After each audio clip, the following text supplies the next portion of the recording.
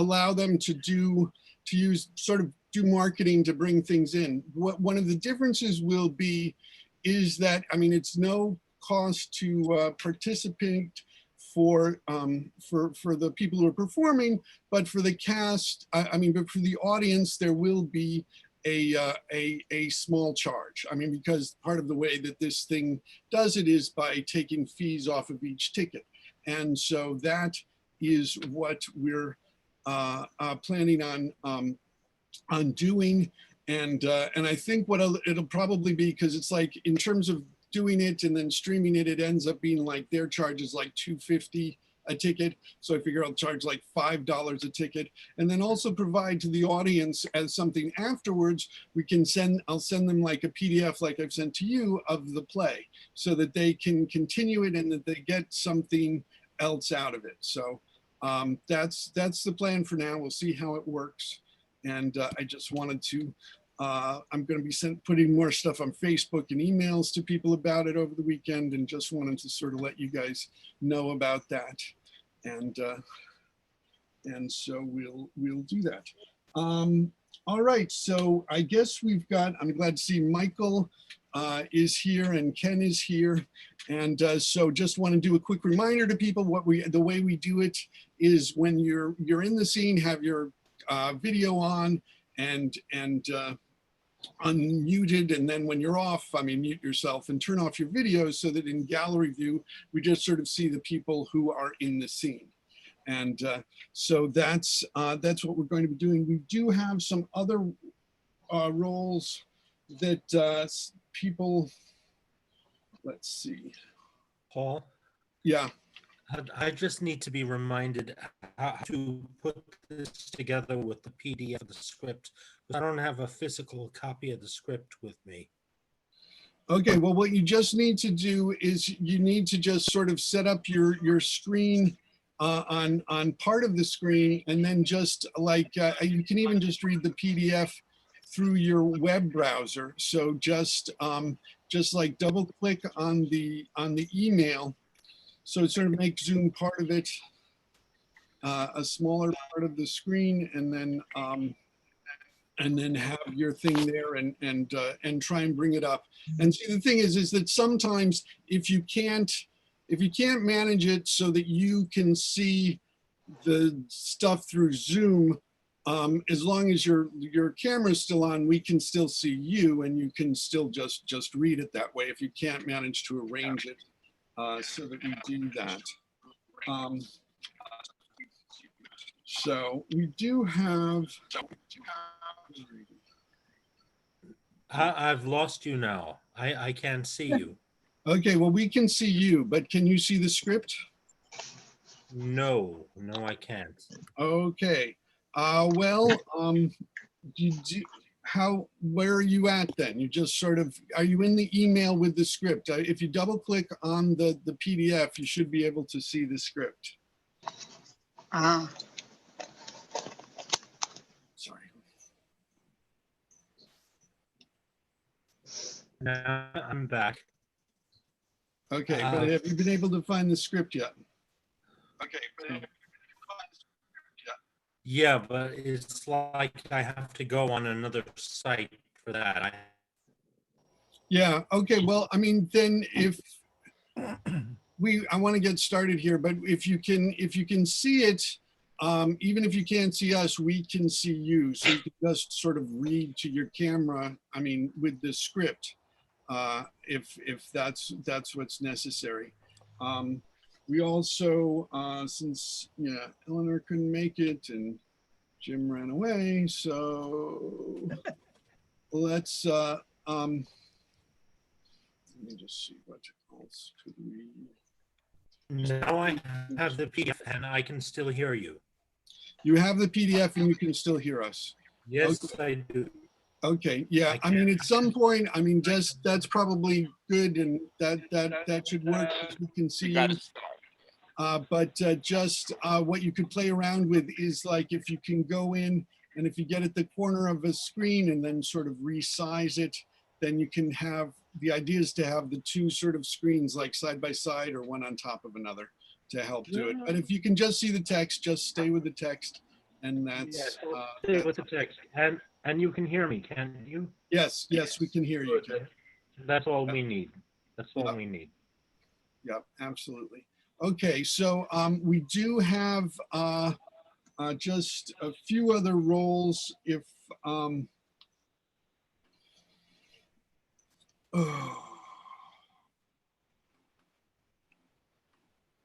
Yeah, Julie, could you also read Count Artois? He's in the very first scene. It's at the very beginning of the argument. He's the sort of Frenchman who's sort of left the French and will support Edward's claim to the French throne. And so he gets. Is that all? Is that the only place he appears? No, he appears throughout, but his biggest scene is at the beginning. And I don't think, I mean, you're actually both in the next scene, but most of the other ones, it shouldn't interfere with any other things that you've got. And I'll be You still want me to read Villiers, Paul? Since I don't think he's in the same scene with Prince Edward. Yeah, that'd be great. Yeah, Okay, no problem. Take Villiers. Yeah, those are the long speech. All right, great. Okay. Yeah, I don't have French I accent. can probably cover the rest, and, or I'll let you know. So anyways,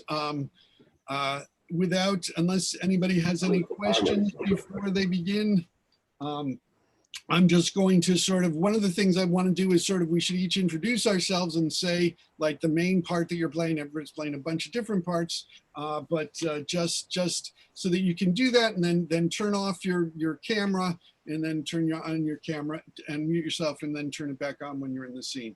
So I'll start off. I'm Paul Sugarman, the founder of Instant Shakespeare, and I will be reading King David of Scotland, among other roles, and I guess also the Earl of Derby. I'm Tony Scheinman. I'm Tony Scheinman. I'll be reading the part of the Black Prince Edward and Lord Villiers.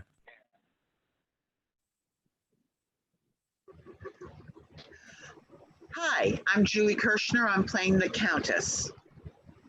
Hi, I'm Mary Lou Gamon, and I'm playing Audley and a woman of France.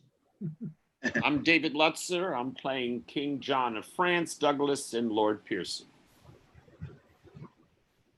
I'm Kitty Chen. I'm playing Earl of Warwick and others. I'm Mike DeBliss. I'm playing Sir William Montague and others. I'm Ken Wayne. I'm playing Lorania and Ludwig. Angus Hepburn, reading King Edward. All right. Audley and the French woman. Great, and so let us begin now. The reign of King Edward III, as it hath been sundry times played about the city of London, London, printed for Cuthbert Burby, 1596. Enter King Edward, Derby, Prince Edward, Audley, and Artois. Robert of Artois, banished though thou be from France, thy native country, yet with us thou shalt retain as great a signory. For we create the Earl of Richmond here, and now go forwards with our pedigree, who next succeeded Philip of Bue. 3 sons of his, which all successfully did sit upon their father's regal throne, yet died and left no issue of their loins. But was my mother sister unto these? She was, my lord. And only Isabel was all the daughters that this Philip had, whom afterwards your father took to wife. And from the gracious garden of her womb, your gracious self, the flower of Europe's hope, derived is inheritor to France. But note the rancor of rebellious minds, when thus the lineage of Beau was out. The French obscured your mother's privilege, and though she were the next of blood proclaimed John of the house of Valois, now their king. The reason was, they say, the realm of France, replete with princes of great parentage, ought not admit a governor to rule except he be descended of the male. And that's the special ground of their contempt, wherewith they study to exclude your grace, but that they find that forged ground of theirs, so be but dusty heaps of brittle sand. Perhaps it will be thought a heinous thing that I, a Frenchman, should discover this, but heaven I call to record of my vows, it is not hate, nor any private wrong, but love unto my country, and the right provoke my tongue thus lavish in report. You, sir, are the lineal watchman of our peace, and Jean of Valois indirectly climbs. What then should subjects but embrace their king? Wherein may our duty more be seen than striving to abate a tyrant's pride and place true shepherd of our commonwealth. This counsel, Artois, like to fruitful showers, hath added growth unto my dignity. And by the fiery vigour of thy words, hot courage is engendered in my breast, which heretofore was racked in ignorance. But now we doth mount with golden wings of fame, and will approve fair Isabel's descent, able to yoke their stubborn necks with steel that spurn against my sovereignty in France. Sound a horn. A messenger. Lord Audley, know from whence? Enter a messenger, Lorraine. The Duke of Lorraine, having crossed the seas, my lord, entreats that he have conference with your highness. Admit him, lords, that we may hear the news. Say, Duke of Lorraine, wherefore art thou come? The most renowned prince, King John of France, doth greet thee, Edward, and by me commands that for so much as by his liberal gift the Guyan dukedom is entailed to thee, thou do him lowly homage for the same. And for that purpose here I summon thee, repair to France within these 40 days, that there according as the custom is, thou mayst be sworn true liegeman to our king, or else thy title in that province dies, and he himself will repossess the place. See how occasion laughs me in the face. No sooner minded to prepare for France, but straight I am invited, nay, with threats upon a penalty enjoined to come. 'Twere but a childish part to him to say him nay. Lorraine, return this answer to thy lord. I mean to visit him as he requests. But how? Not servilely disposed to bend, but like a conqueror to make him bow, his lame, unpolished shifts are come to light, and truth hath pulled the vizard from his face, that set a glass upon his arrogance. Dare he command a fealty in me? Tell him the crown that he usurps is mine, and where he sets his foot he ought to kneel. 'Tis not a petty dukedom that I claim, but all the whole dominions of the realm, which, if with grudging he refuse to yield, I'll take away those borrowed naked to the wilderness.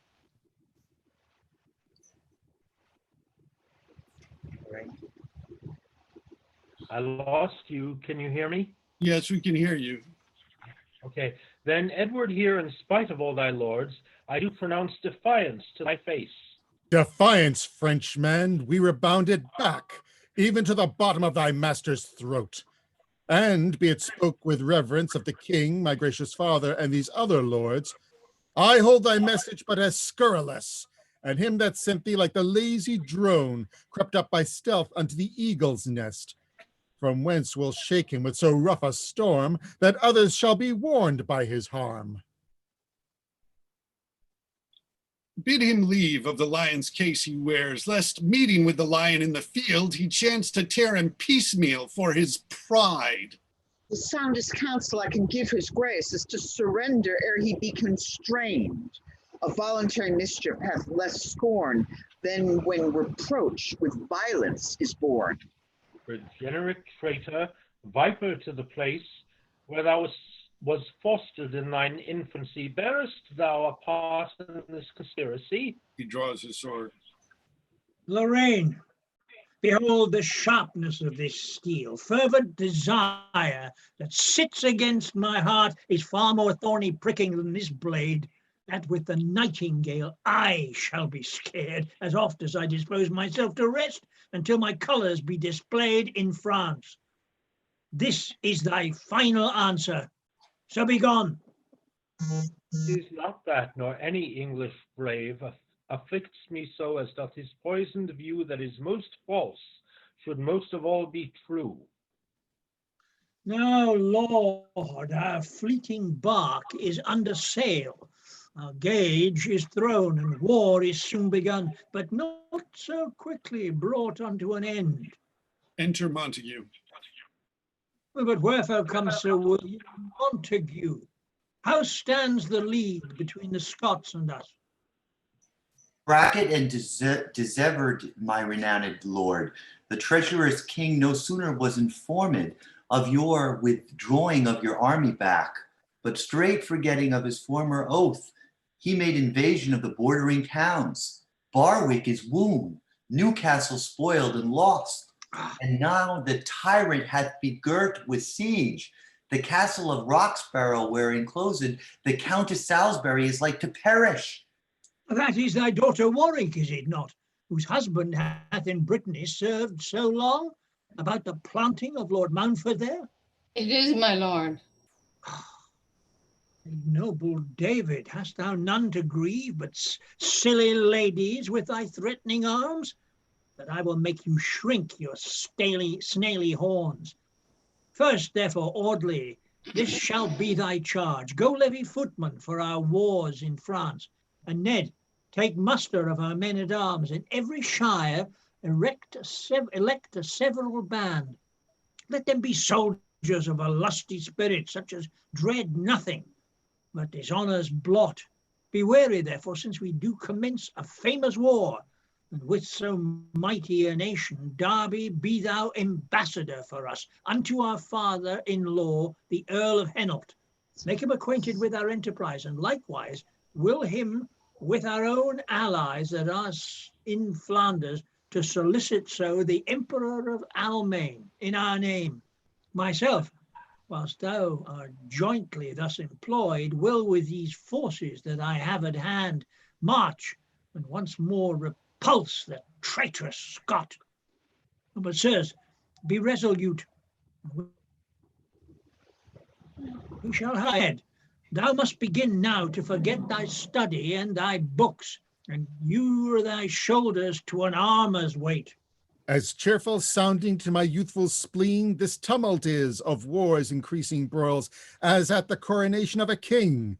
The joyful clamors of the people are, when Ave Caesar they pronounce aloud.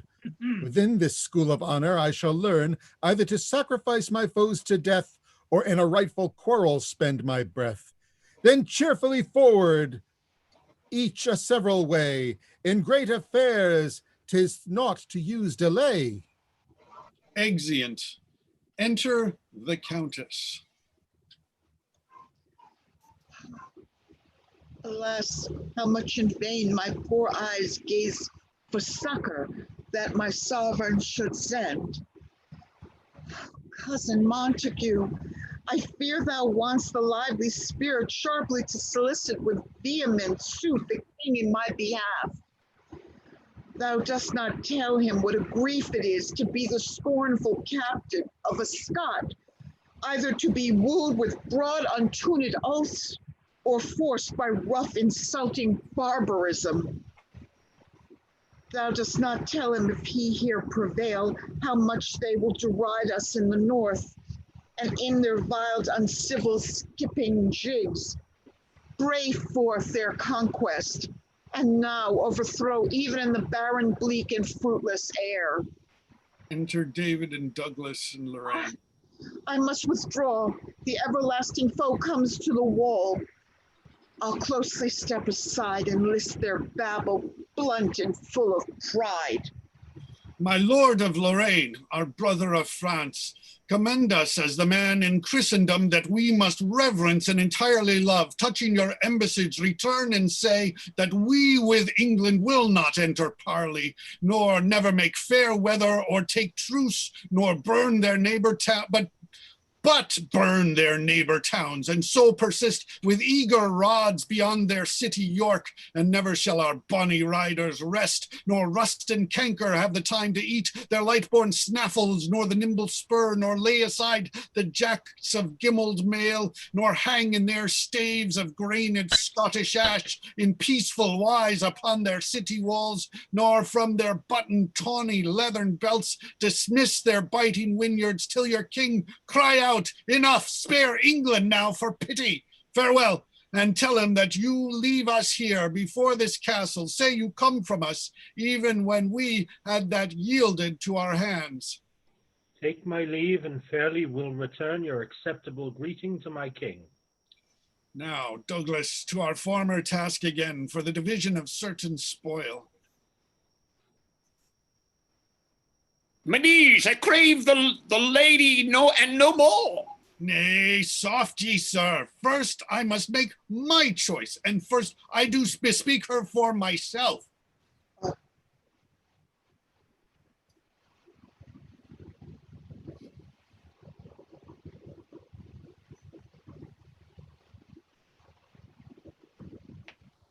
Who's David?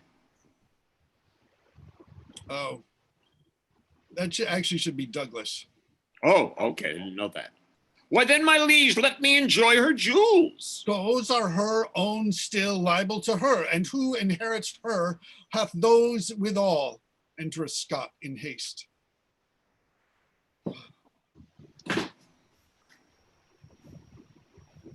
My liege, as we were pricking on the hills to fetch in booty, marching hitherward, we might descry a mighty host of men. The sun reflected on the armor showed a field of plate, a wood of picks advanced. Bethinks your highness speedily herein, an easy march within 4 hours will bring the hindmost rack unto this place, my liege. Dislodge, dislodge, it is the King of England. Jimmy, my man, saddle my bony black. Mean'st thou to fight, Douglas? We are too weak. I know it will, my liege, and therefore flee. My lords of Scotland, will ye stay and drink? Oh, she mocks at us, Douglas. I cannot endure it. Say, good my lord, which is he must have the lady, and which her jewels? And sure, my lords, ye will not hence till you have shared the spoils. She heard the messenger and heard our talk, and now that comfort makes her scorn at us. Another messenger.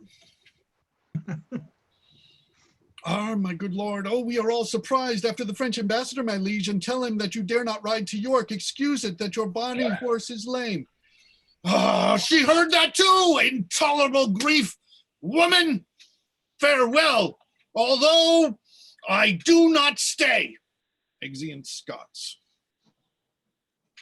'Tis not for fear, and yet you run away. Oh, happy comfort. Welcome to our house. The confident and boisterous, boasting Scot that swore before my walls they would not back for all the armed power of this land. With faceless fear that ever turns his back, turned hence against the blasting northeast wind upon the bare report and name of arms. Oh, summer's day, see where my cousin comes. Oh, summer's day, see where my cousin comes. How fares my aunt? We are not Scots. Why do you shut your gates against your friends? Well, may I give a welcome, cousin, to thee, for thou camest well to chase my foes from hence. The king himself is come in person hither. Dear aunt, descend and gratulate his highness. How may I entertain his majesty to show my duty and his dignity? What? Are the stealings foxes fled and gone before we could uncouple at their heels? They are, my liege, but with a cheerful cry. Hot hounds and hardy chase them at the heels. Enter the Countess. This is the Countess Warwick, is it not? Even she, liege, whose beauty tyrants fear, as a May blossom with pernicious winds, hath sullied, withered, overcast, and done. Hath she been fairer, Warwick, than she is?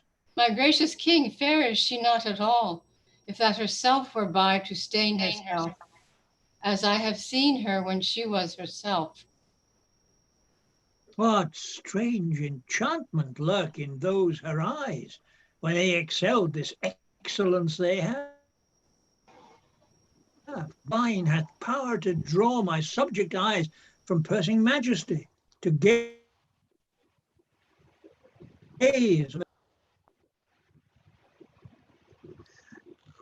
In duty lower than the ground I kneel, and for my dull knees bow my fearing heart to witness my obedience to your highness, with many millions of subjects' thanks to this your royal presence, whose approach hath driven war and danger from my gates. Lady, stand up. I come to bring thee peace, however thereby I have purchased war. Oh, no war to you, my liege. The Scots are gone, and gallop home toward Scotland with their heat. Least yielding here I pine in shameful love. Come, we'll pursue the Scots. Artois, away. Oh, a little while, my gracious sovereign may, and let the power of the mighty king honor our roof. My husband in the wars, when he shall hear it, will triumph for joy. Then, dear my liege, now niggard not thy state, being at the wall, enter our homely gate. Pardon me, Countess, I will come no near. I dreamed tonight of treason, and I fear. Far from this place let ugly treason lie. No further off than her conspiring eye, which shoots infected poison in my heart. Beyond repulsive wit or cure of art, now in the sun alone it doth not lie, with light to take light from a mortal eye. For here today, see, more than the sun steals mine own light from me, contemplative desire, desire to be in contemplation.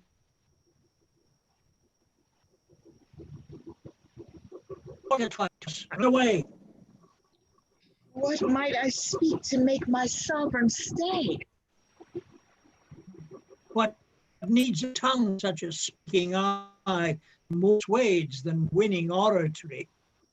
Let not thy presence like the April sun flatter our earth and suddenly be done.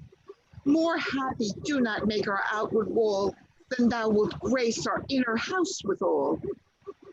Our house, my liege, is like a country swain whose habit rude and manners blunt and plain, presages naught, yet inly beautified with bounties, riches, and fair hidden pride, for which the golden order buried lie the ground, undecked with nature's tapestry, seems barren, sere, unfertile, fruitless, dry. And where the upper turf of earth doth boast his pride, perfumes, and party-colored coat, delve there and find this issue in their pride to spring from ordure and corruption's side. But to make up my all too long compare these ragged walls, no testimony are what is within, but like a cloak, doth hide from weather's waste the under-garnished pride.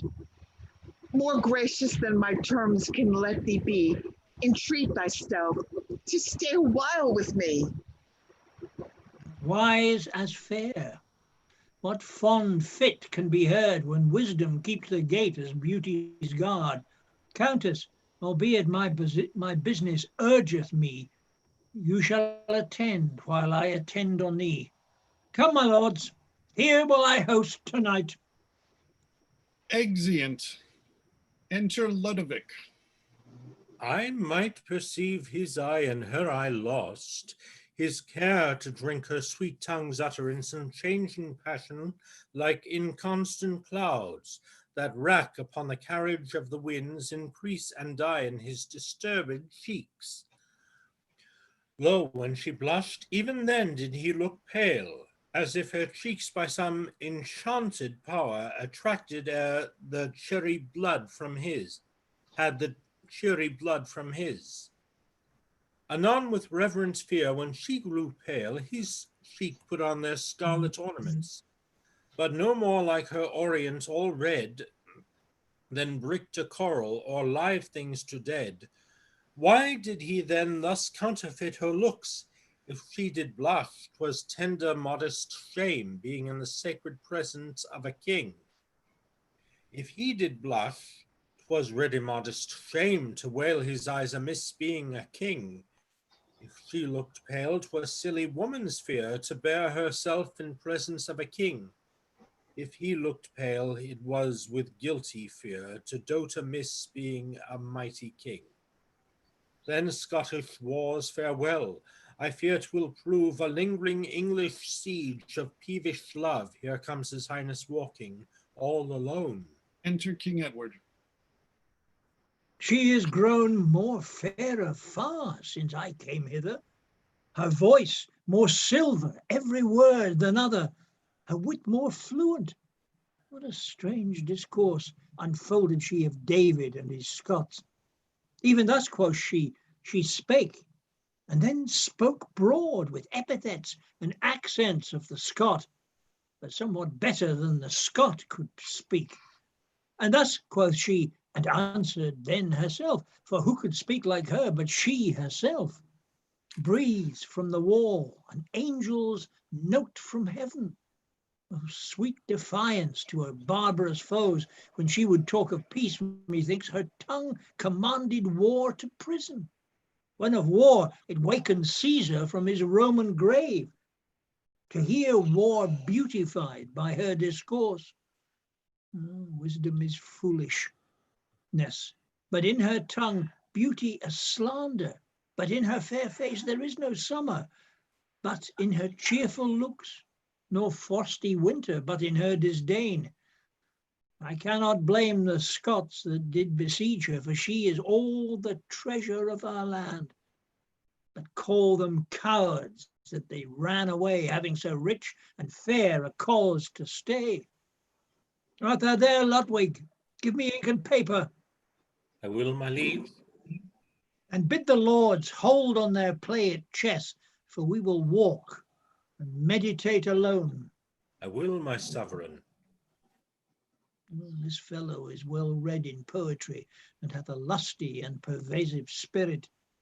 I will acquaint him with my passion, which he shall shadow with a veil of lawn, through which the Queen of Beauty's queen shall see herself a ground of my infirmity. Hast thou pen, ink, and paper ready, Ludwig? Ready, my liege. Then in the summer arbor sit by me, make it our council house or cabinet, since green our thoughts, green be the conventicle, where we will ease us by disburdening them. Now, Ludwig, invoke some golden muse to bring thee hither an enchanted pen that may for sighs set down true sighs indeed, talking of grief to make thee ready groan, and when thou writest of tears, encouch the word before and after with such sweet laments that it may raise drops in a tortoise eye and make a flint heart Scythian pitiful, for so much moving hath a poet's pen. Then, if thou be a poet, move thou so, and be enriched by thy sovereign love. For if the touch of sweet concordant strings could force attendant in the ears of hell, how much more shall the strains of poets' wit beguiled and ravish soft and human minds? To whom, my lord, shall I direct my style? To one that shames the fair and sots the wise, whose body is an abstract or a brief, contains each general virtue in the world. Better than beautiful thou must begin. Devise for fair a fairer word than fair, and every ornament that thou wouldst praise, fly it a pitch above the soar of praise. For flattery fear thou not to be convicted, for were thy admiration 10 times more, 10 times 10,000 more thy worth exceeds. Of that thou art to praise their praises worth. Begin, I will to contemplate the while.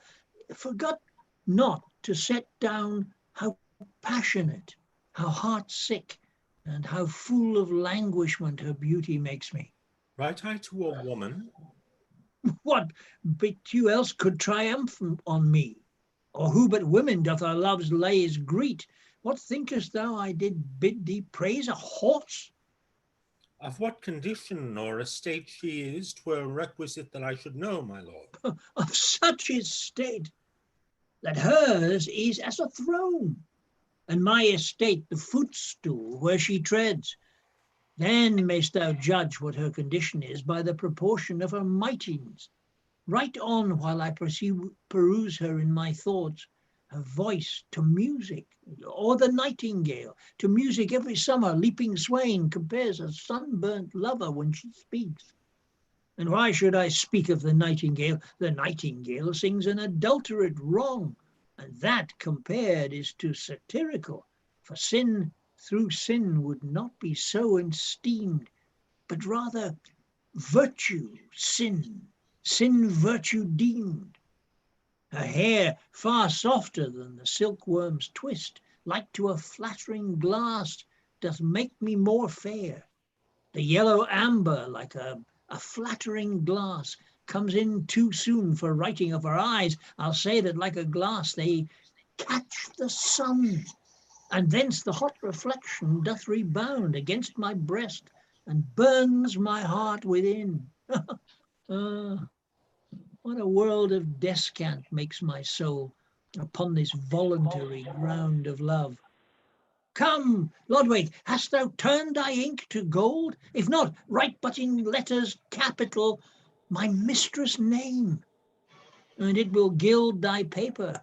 Read, Lord, read. Fill thou the empty hollows of mine ears with the sweet hearing of thy poetry.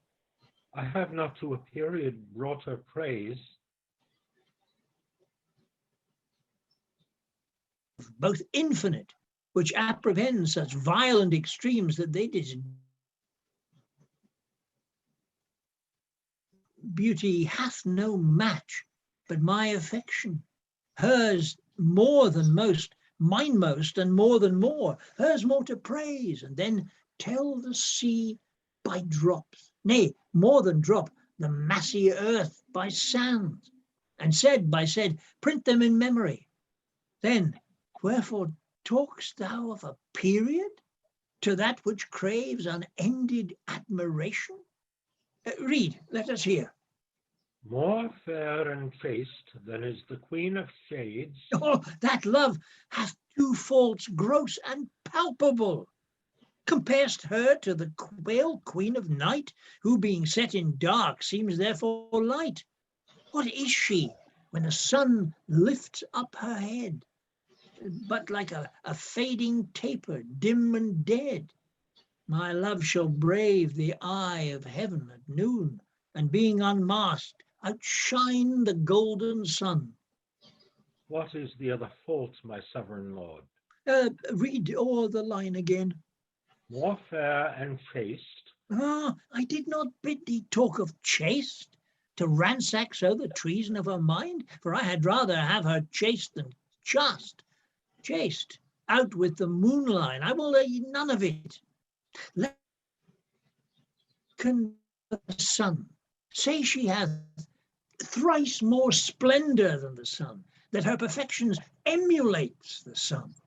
Say that she breeds sweets as plenteous as the sun, that she doth thaw cold winter like the sun, that she doth cheer fresh summer like the sun, that she doth dazzle gazers like the sun. And in this application to the sun, bid her be free and general as the sun, who smiles upon the basest weed that grows as lovingly as on the fragrant rose. Let's see what follows that same moonlit line. More fair and chaste than is the lover of shades, more bold in constancy. In constancy, then who?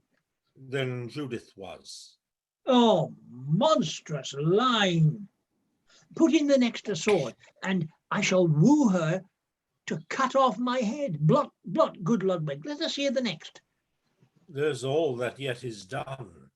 Oh, I thank thee, then thou hast done little ill.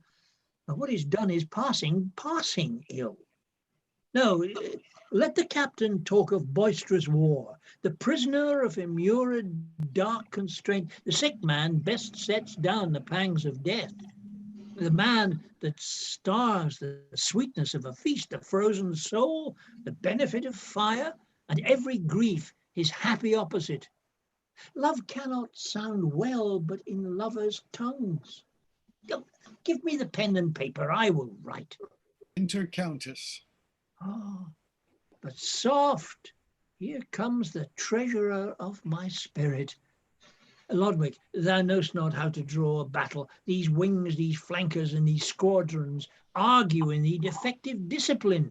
Thou shouldst have placed this here, this other here. Pardon my boldness, my thrice gracious lords, lest my intrusion here behold my duty that comes to see my sovereign, how he fares. Go draw the same, I tell thee in what form. I go. Sorry I am to see my liege so sad. What may thy subject do to drive from thee thy gloomy consort, sullen melancholy? Ah, lady, I am blunt and cannot in a ground of shame since I came hither, Countess. I am wronged. God forbid that any in my house should think my sovereign wrong, thrice gentle king.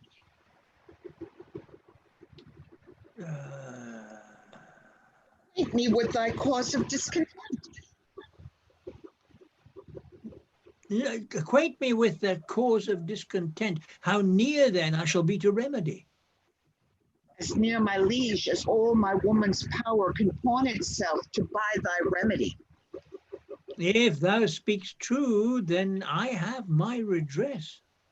Engage thy power to redeem my joys, and I am joyful, Countess, ere I die. Will, my liege. Swear, Countess, that thou wilt. By heaven, I will. Then take thyself a little way aside, and tell thyself a king doth dote on thee.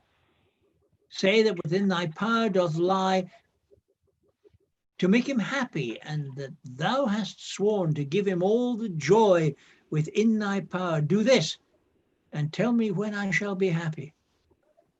All this is done, my thrice dread sovereign.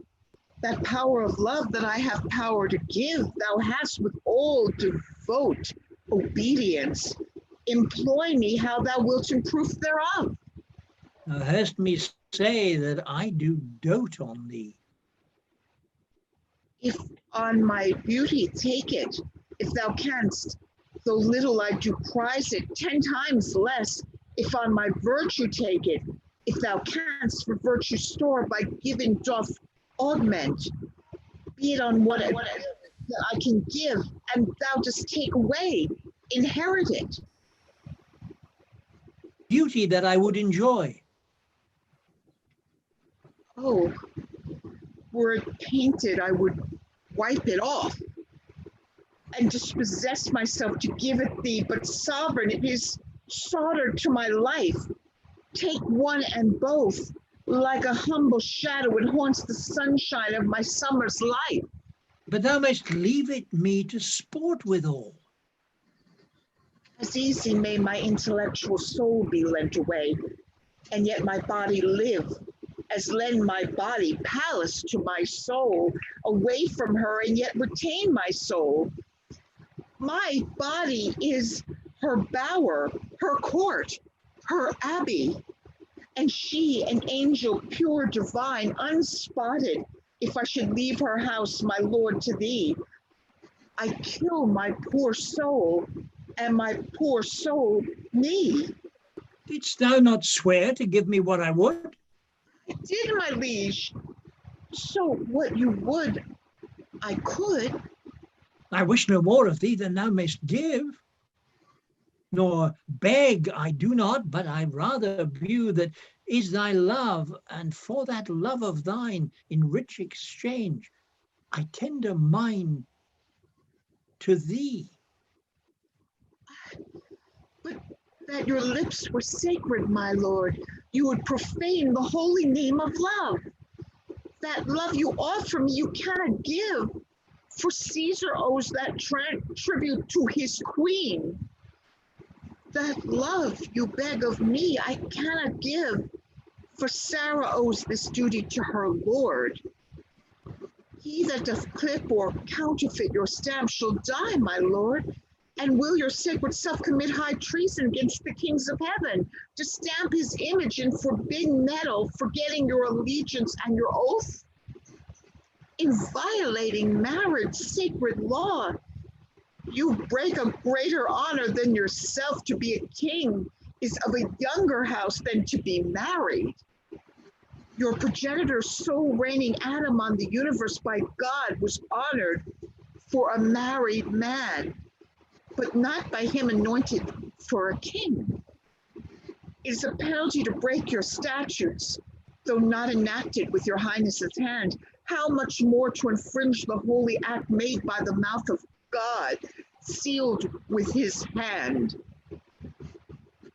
I know my sovereign is my husband's love, who now doth loyal service in his wars, doth but to try the wife of Salisbury, whether she will hear a wanton's tale or no, lest being therein guilty by my stay, from that not from my liege, I turn away.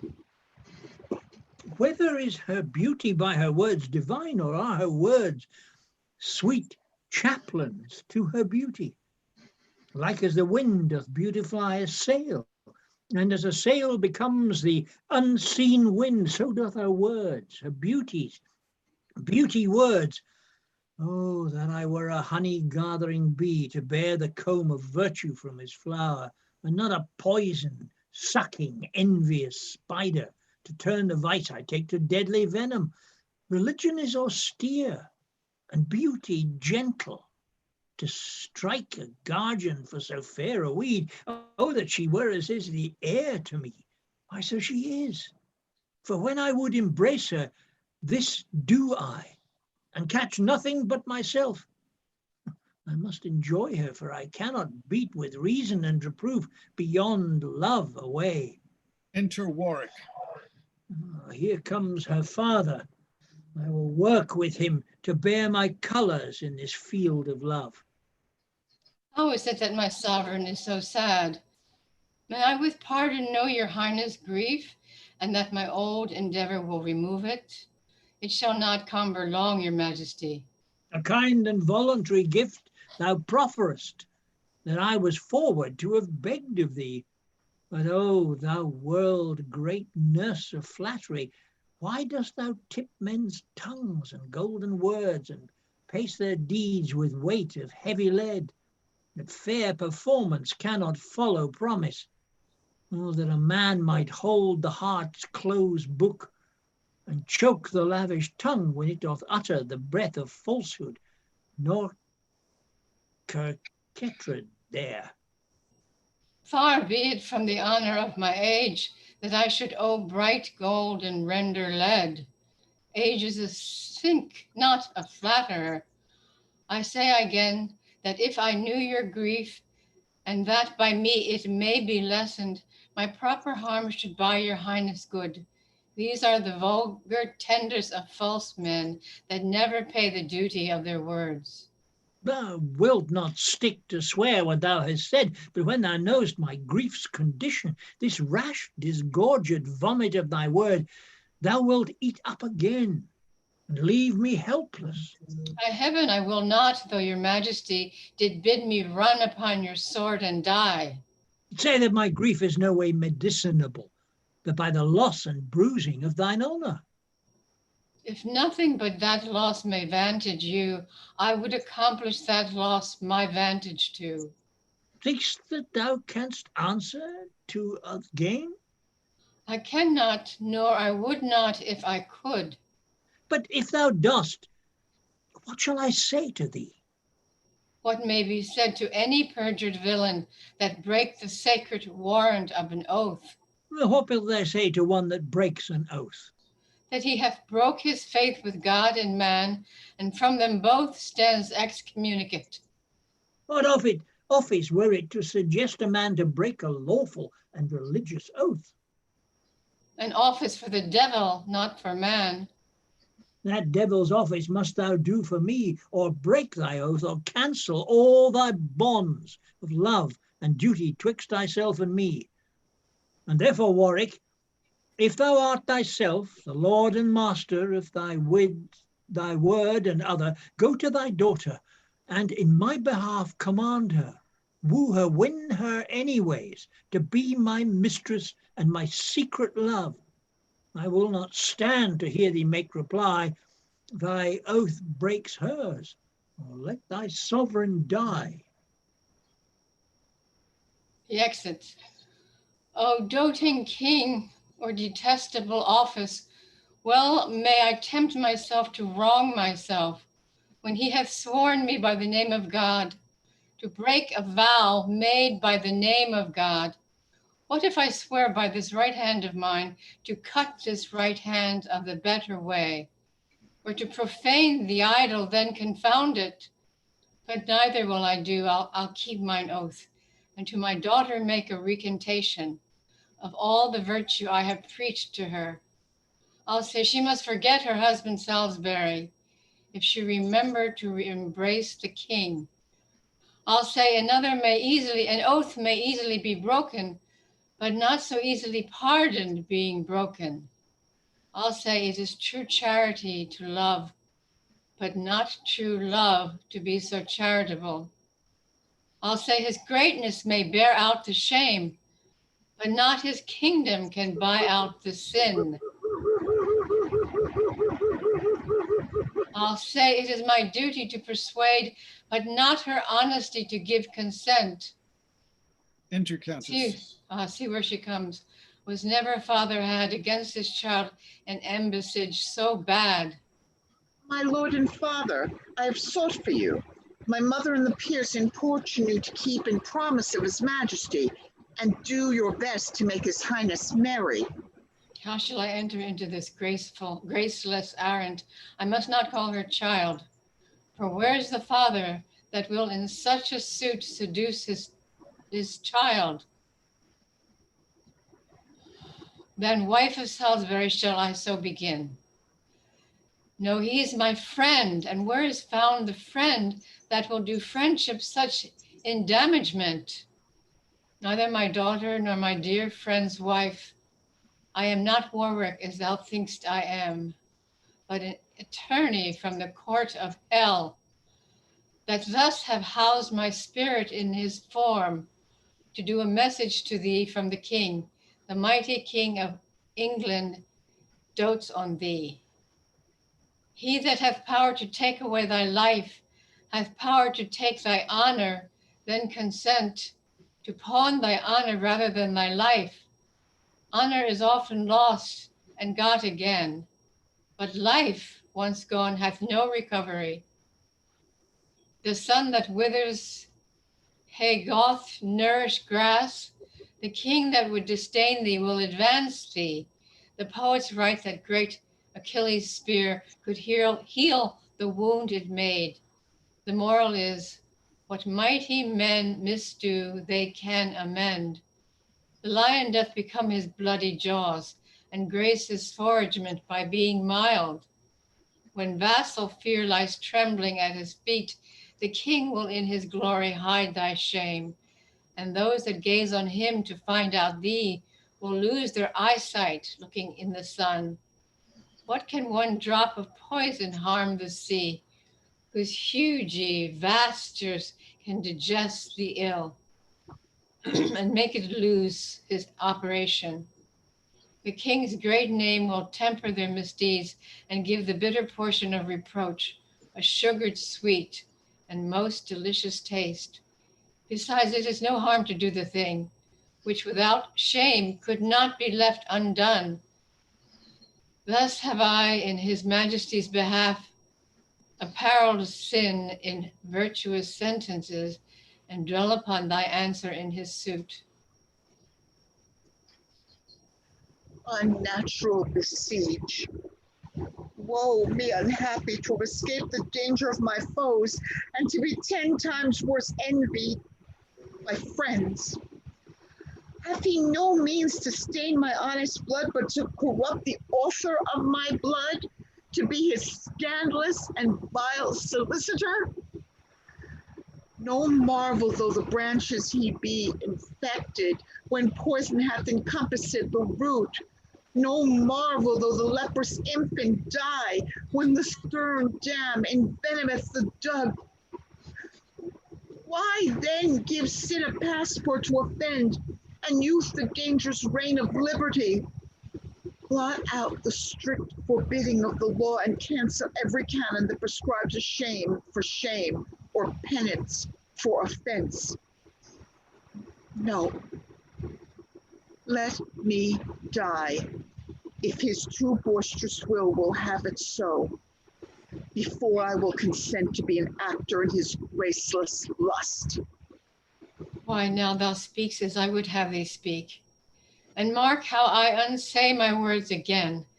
An honorable grave is more esteemed than the polluted closet of a king. The greater man, the greater is the thing, be it good or bad that he shall undertake. An unreputed mote flying in the sun presents a greater substance than it is. The freshest summer's day doth soonest taint the loathed carrion that it seems to kiss. Deep are the blows made with a mighty axe, that sin doth 10 times aggravate itself, that is committed in a holy place.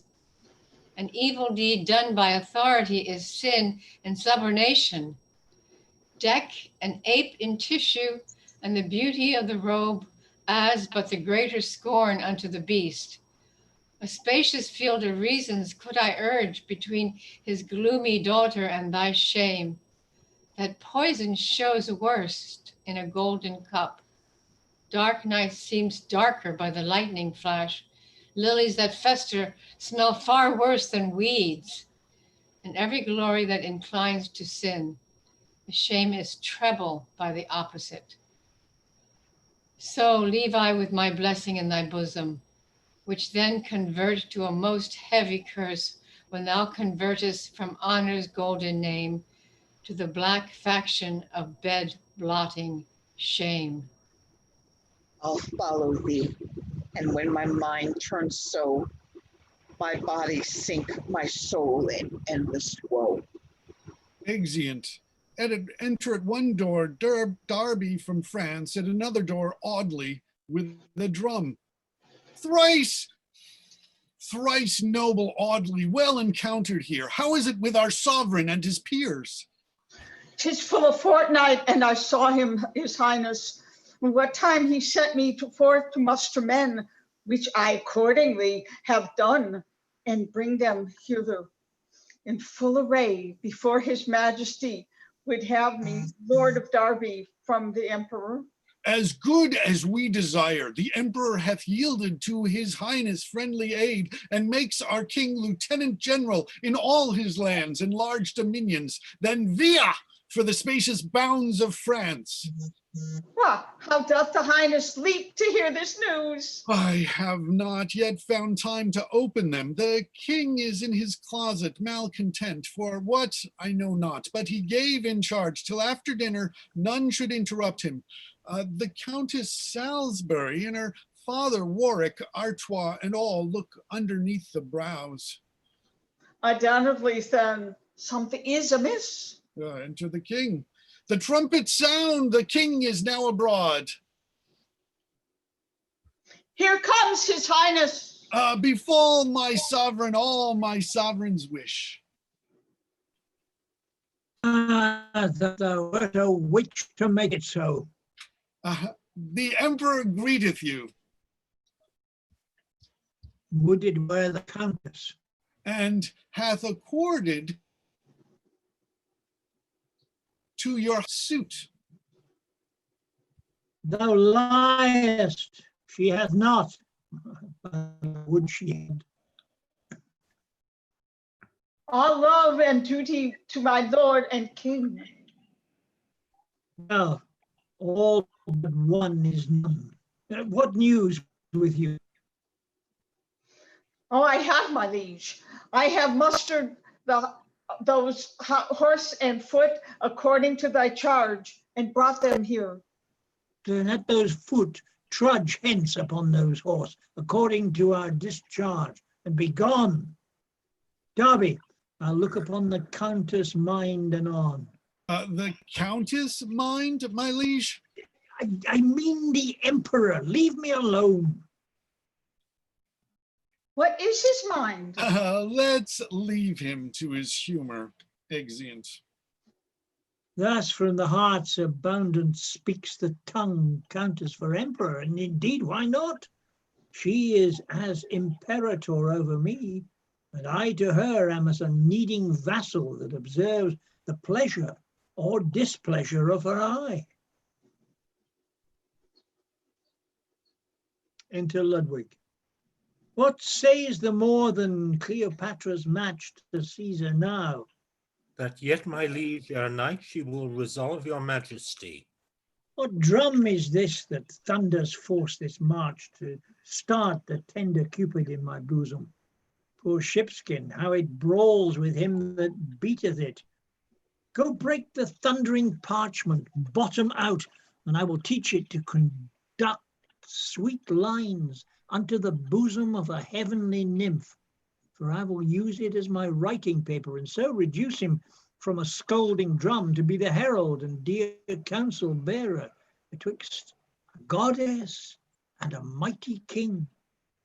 Go bid the drummer learn to touch the lute, or hang him in the braces of his drum.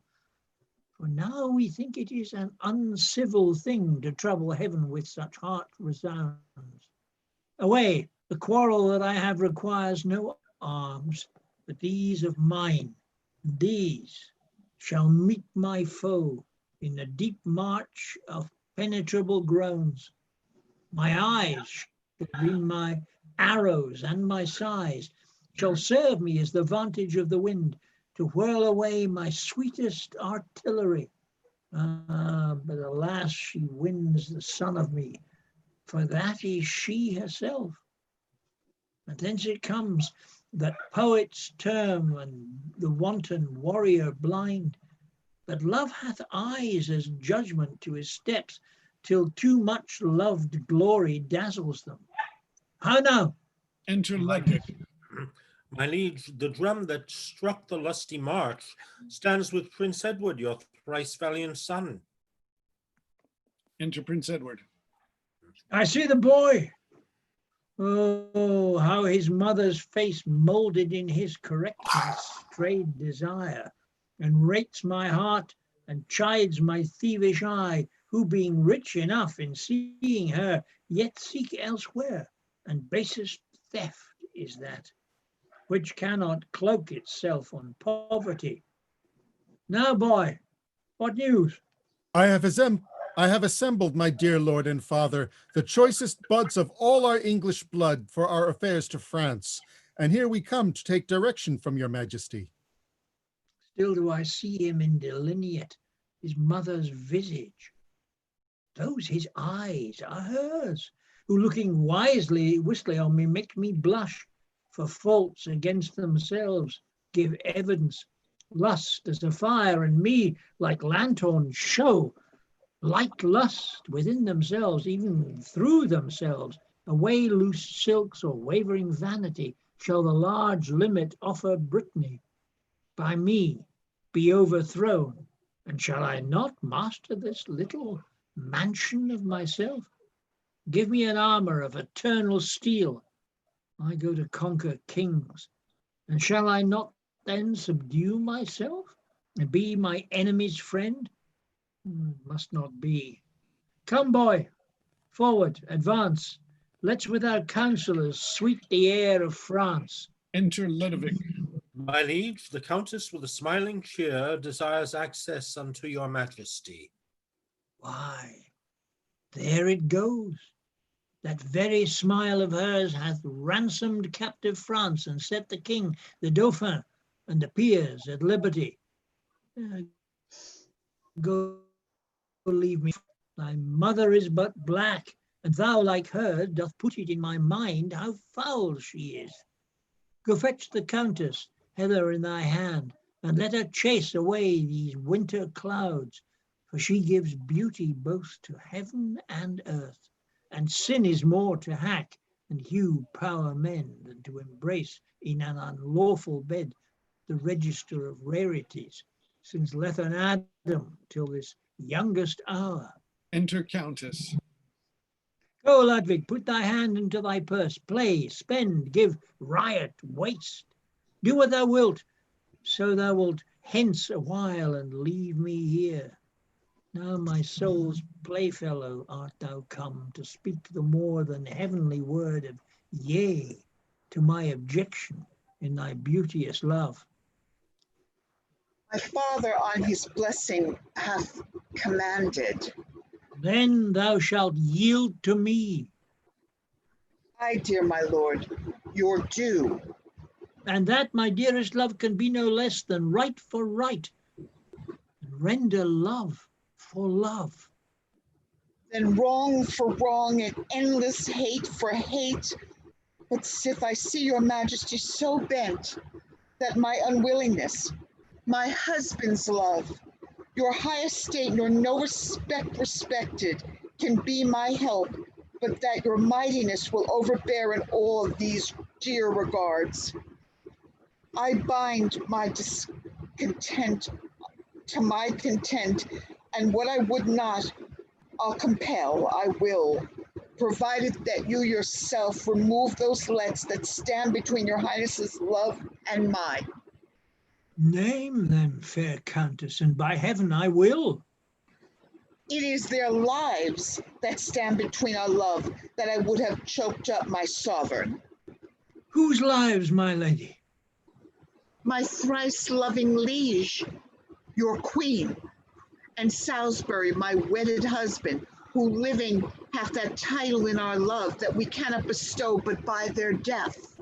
Thy opposition is beyond my law. So is your desire. If the law can hinder you to execute the one, let it forbid you to attempt the other. I cannot think you love me as you say, unless you do make good what you have sworn. No more. Thy husband and the queen shall die. Fairer thou art by far than Hero was. Beardless Leander, not so strong as I. He swam an easy current for his love. But I will throng a Hellespont of blood to arrive at Cestus, where my hero lies. Nay, you'll do more. You'll make the river too at their hearts' bloods that keep their love asunder, of which my husband and your wife are twain. Thy beauty makes them guilty of their death, and gives in evidence that they shall die, upon which verdict I, their judge, condemn them. O perjured beauty, more corrupted judge, when to the great star chamber over our heads the universal sessions calls to count this packing evil, we both shall tremble for it.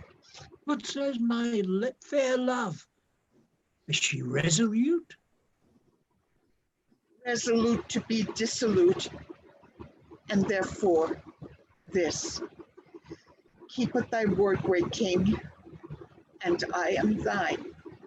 Stand where thou dost, I'll part a little from thee, and see how I will yield me to thy hands. Here by my side doth hang my wedding knives. Take thou the one, and with it kill thy queen, and learn by me to find her where she lies. And with this other, I'll dispatch my love, which now lies fast asleep within my heart. When they are gone, and I'll consent to love. Stir not, lascivious king, to hinder me. My resolution is far nimbler far than thy prevention can be in my rescue. And if thou stir, I strike. Therefore stand still and hear the choice that I put thee to. Either swear to leave thy most own unholy suit, and never henceforth to solicit me, or else by heaven, this sharp-pointed knife shall stain thy earth with that which thou wouldst stain, my poor chaste blood. Swear, Edward, swear, or I will strike and die before thee here. Even by that power I swear that gives me now the power to be ashamed of myself, I never mean to part my lips again in any words that tends to such a feat. Arise, true English lady, whom our isle may better boast of than ever Roman might, of her whose ransacked treasury thou tasked, the vain endeavor of so many pen. Arise, and be my fault, thy honour's fame, which after ages shall enrich thee with. I am awaked from this idle dream. Warwick, my son, Derby, Artois, Audley, brave warriors all, where are you all this while? Enter all.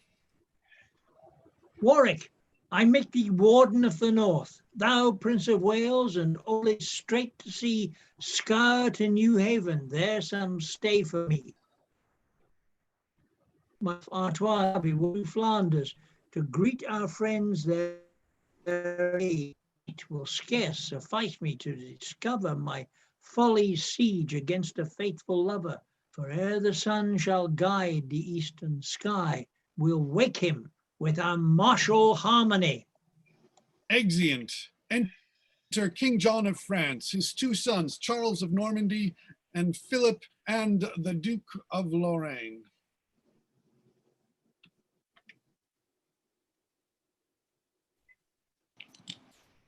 Here to our knave, 1,000 sail have made the breakfast of our foe by sea, and let us encamp to wait their happy speed. Lorraine, what readiness is Edward in? How hast thou heard he has provided us of martial furniture for his exploit? To lay aside unnecessary soothing, and not to spend the time in circumstance, 'tis rooted for a certainty, my lord, that he's exceeding strongly fortified. His subjects flock as willingly to war as if unto a triumph they were led. England was wont to harbor malcontents, bloodthirsty and seditious Catalines, spendthrifts, and such as gape for nothing less but changing and alteration of the state. And is it possible that they are now so loyal in themselves? All but the Scot, who solemnly protests, as heretofore I have informed his grace, never to sheath his sword or take a truce. Ah, that's the echoage of some better hope. But on the other side, to think what our friends King Edward hath retained in Netherland, among the ever-bibbing epicures, those frothy Dutchmen, hoofed with double heap bear, that drink and will in every place they come, doth not a little aggravate mine ire. And besides, we hear the emperor conjoins, installs him in his own authority. But all the mightier their number is, the greater Gloria reaps the victory. And some friends we beside drumstick power. Oops.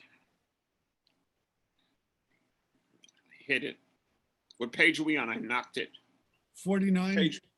What's that? Bottom of 48. Yeah, I hit one moment. I hit the thing.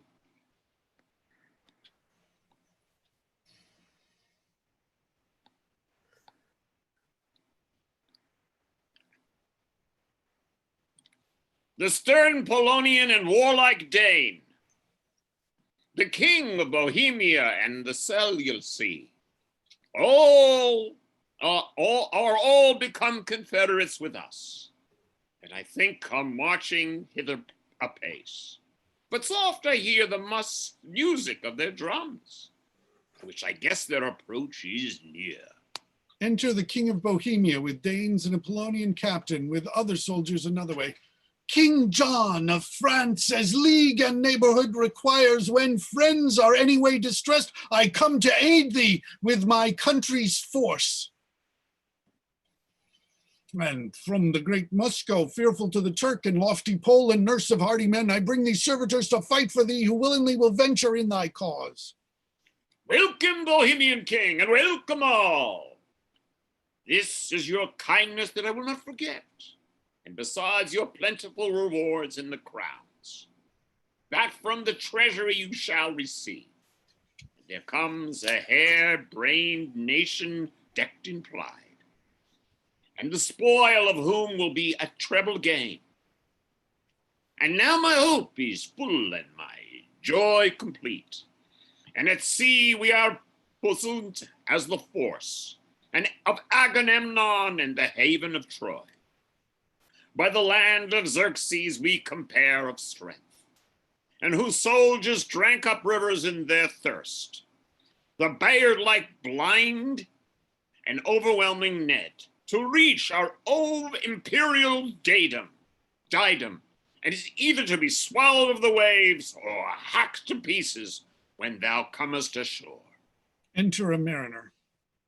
Near to the coast I have described, my lord, as I was busy in my watchful charge, the proud armado of King Edward's ships, which at the first, far off when I did ken, seemed as it were a grove of withered pines, but drawing near, their glorious bright aspect, their streaming ensigns, wrought of colored silk, like to a meadow full of sundry flowers, adorns the naked bosom of the earth.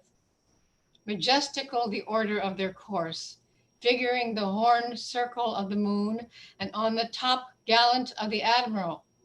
And likewise all the handmaids of this train, the arms of England and of France unite, are quartered equally by heralds' art. Thus tightly carried with a merry gale, they plough the ocean hitherward amain.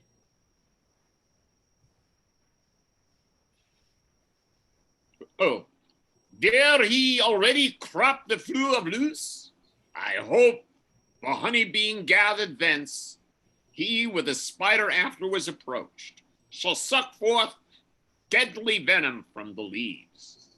But where's out navy, and how they prepared to wing themselves against this flight of ravens? They having knowledge brought them by the scouts, did break from anchor straight, and puffed with rage.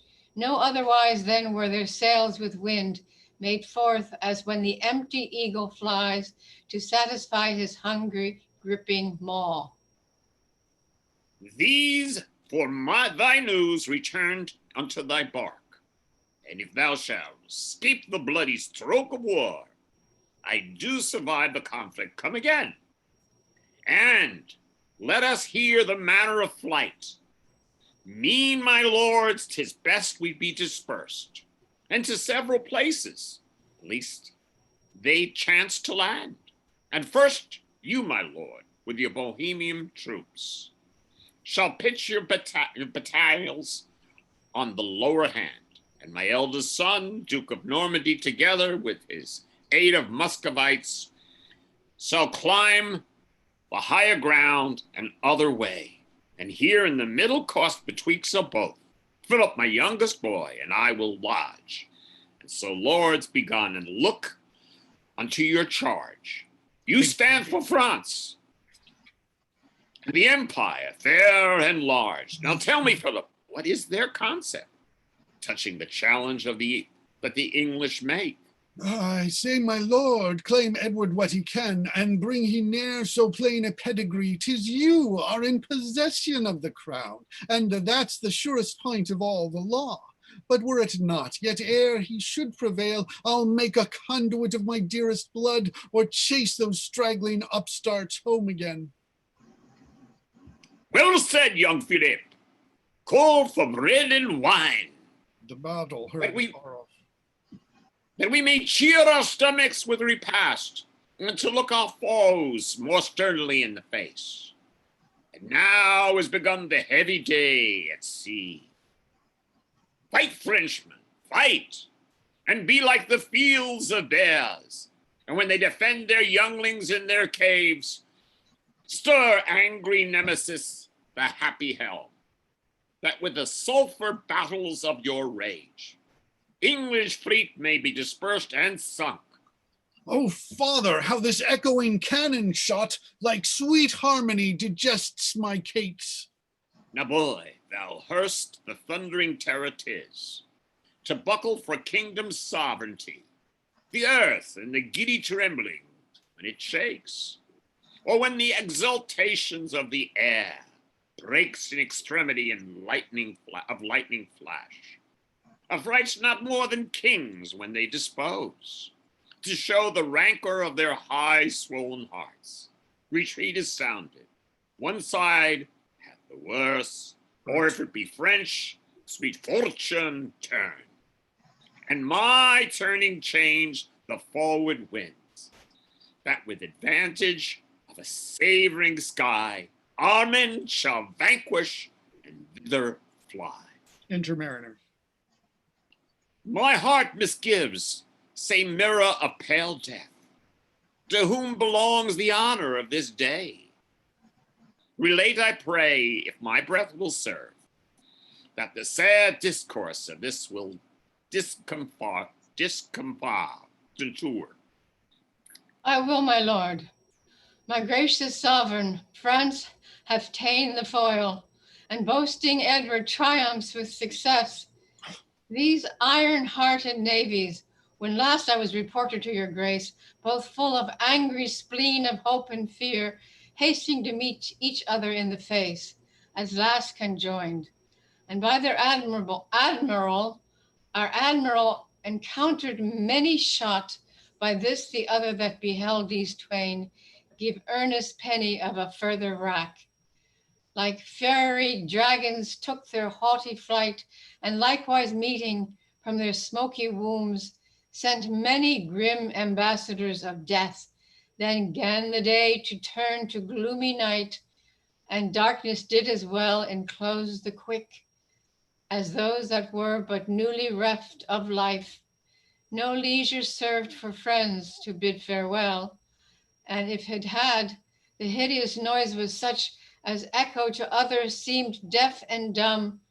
Purple the sea, whose channel filled as fast with streaming gore, that from the maimed fell, as did her gushing moisture break into the cranny cleftures of the through-shot planks. Here flew a head, dissevered from the trunk. There mangled arms and legs were tossed aloft, as when a whirlwind takes the summer dust and scatters it in middle of the air. Then might ye see the reeling vessel split and tottering sink into the ruthless flood, until their lofty tops were seen no more.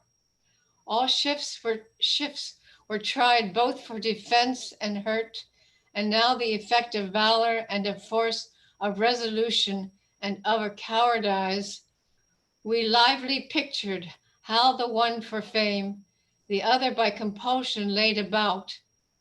Much did the Nom per Illa, that brave ship, so did the black snake of Bullen, than which a bonnier vessel never yet spread sail, but all in vain.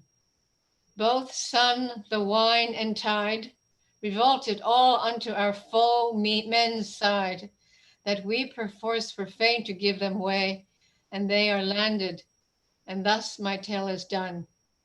We have untimely lost, and they have won. Then rest there is nothing but present speed, to join our several forces all in one, and bid them betail ere they range too far. Come, gentle Philip, let us hence depart, and these soldiers' words shall burst thy father's heart. Exeunt. Enter 2 Frenchmen, a woman, and 2 little children. Meet them another citizen.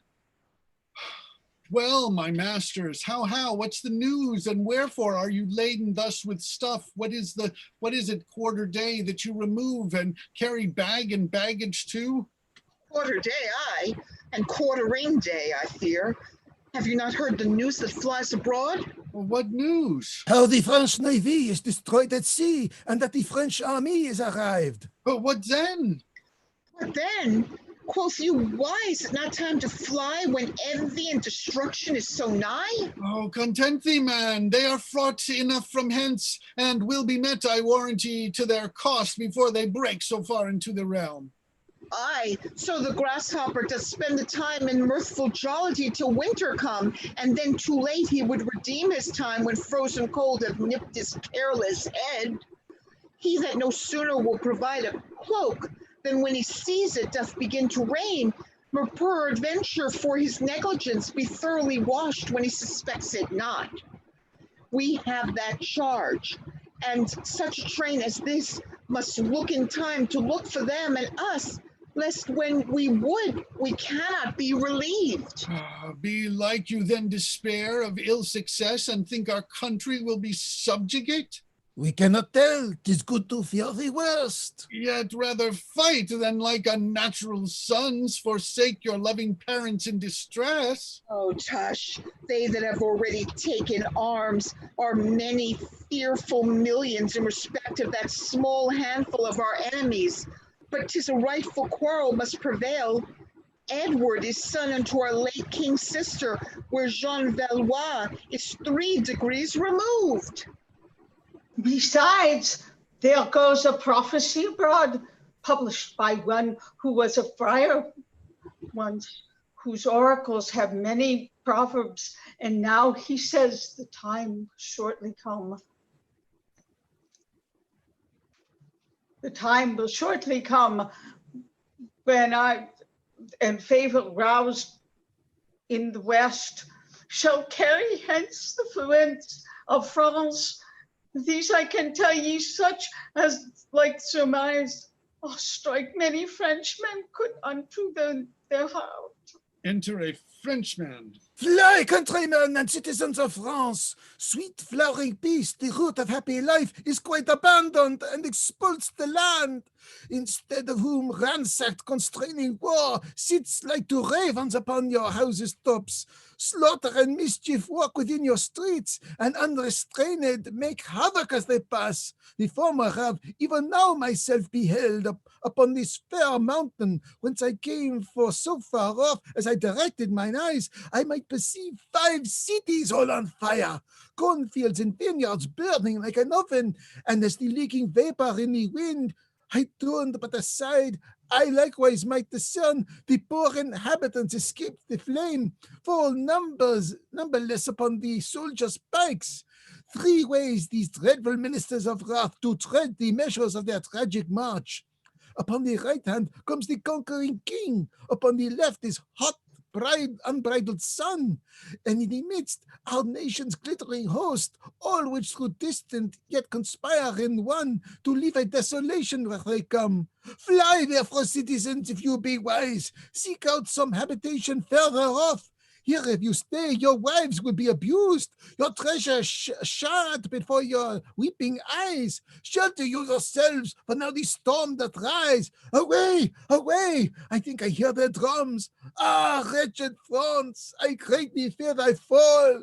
Thy glory shaketh like a tottering wall. Enter King Edward and the Earl of Derby with soldiers and Gobain de Grey.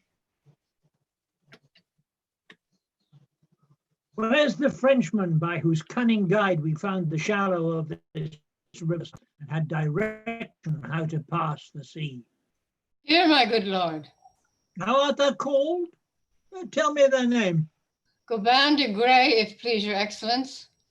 Then, Gobain, for the service thou hast done, we here enlarge and give thee liberty.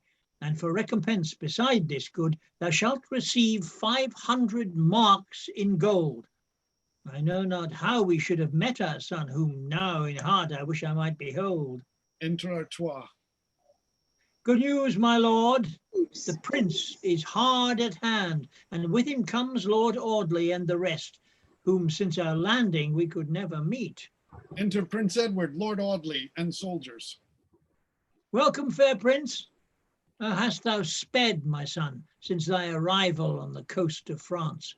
Successfully, I thank the gracious heavens. Some of their strongest cities we have won, as Harslin, Lee, Crotag, and Caratine, and others wasted, leaving at our heels a wide apparent field and beaten path for solitarines to progress in. Yet those that would submit we kindly pardoned, for who in scorn refused our proffered peace incurred the penalty of sharp revenge. Ah, France, why shouldst thou be this obstinate against the kind embracement of thy friends?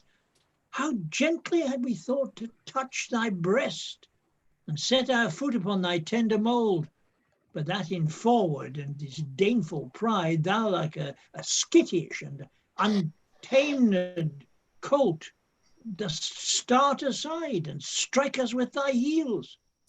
But tell me, Ned, in all thy warlike course, hast thou not seen the usurping king of France?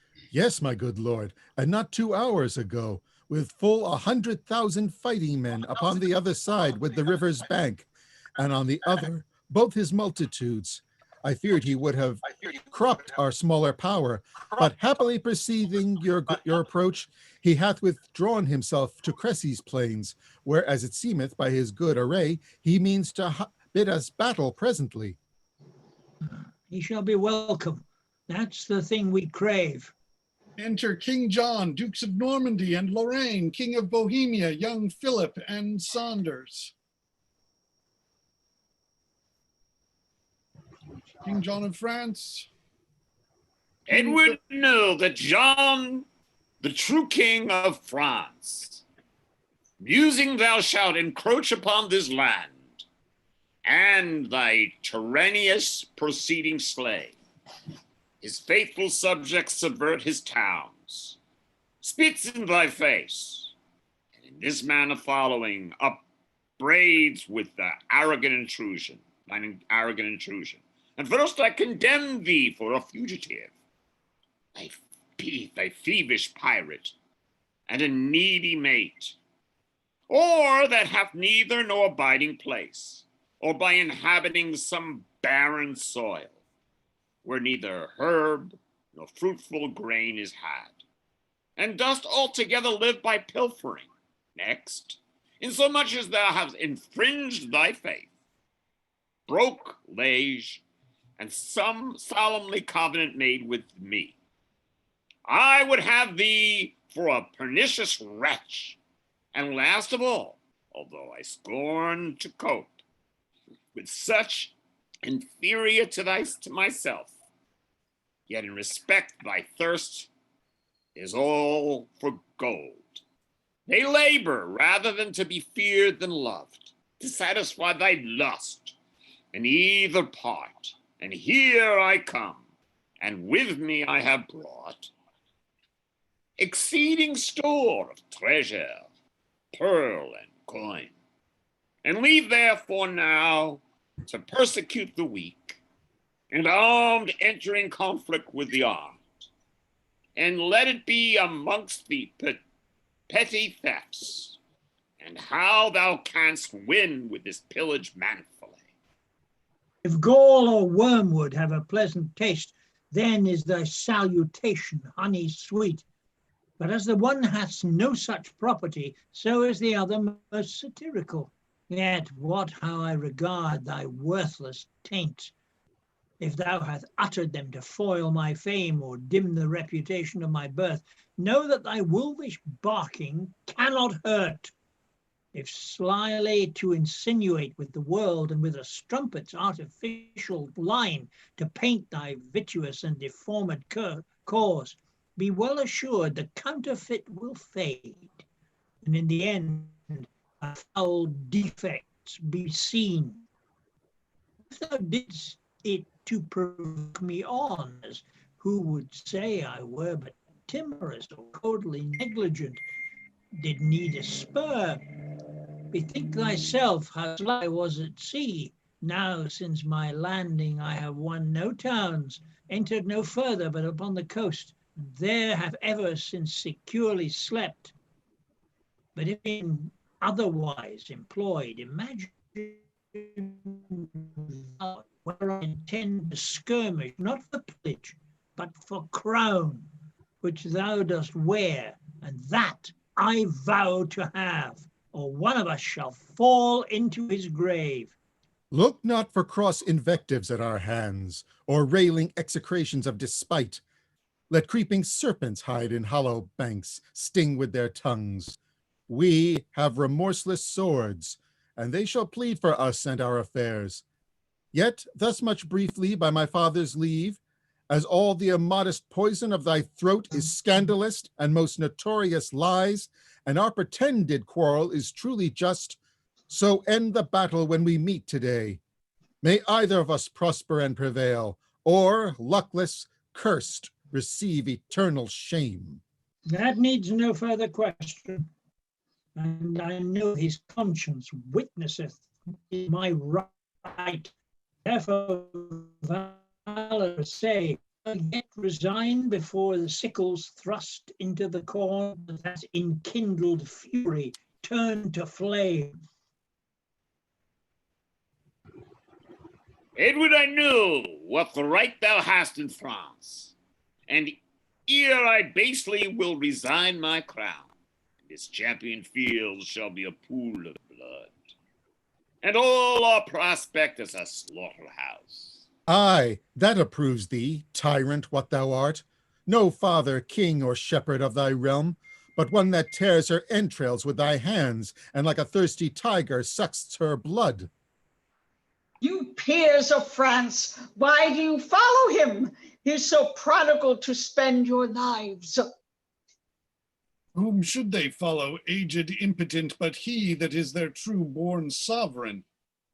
Upbraidest thou him, because within his face time hath engraved deep craters of age.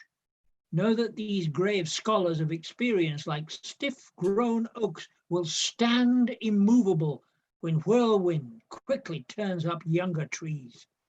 Was ever any of thy father's house king but thyself before this present time? Edward's great lineage by his mother's side 500 years hath held the scepter up. Judge then, conspirators, by this descent, which is the true-born sovereign, this or that?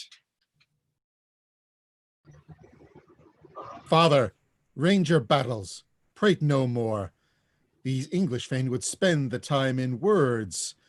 That night approaching, they might escape unfought. Lords and my loving subjects knows the time, that your intended force must bide the touch. And therefore, my friends, consider this in brief. He that you fight for is your natural king. He against whom you fight, a foreigner. And he that you fight for rules in clemency and reigns you with mild and gentle bite. He against whom you fight, if he prevail, will straight enthrone himself in tyranny, make slaves of you, and with a heavy hand curtail and curb your sweetest liberty. Then to protect your country and your king, let by the haughty courage of your hearts answer the number of your able hands, and we shall quickly chase these fugitives. For what's this Edward but a belly god, a tender and lascivious wanton, and that other day was almost dead for love.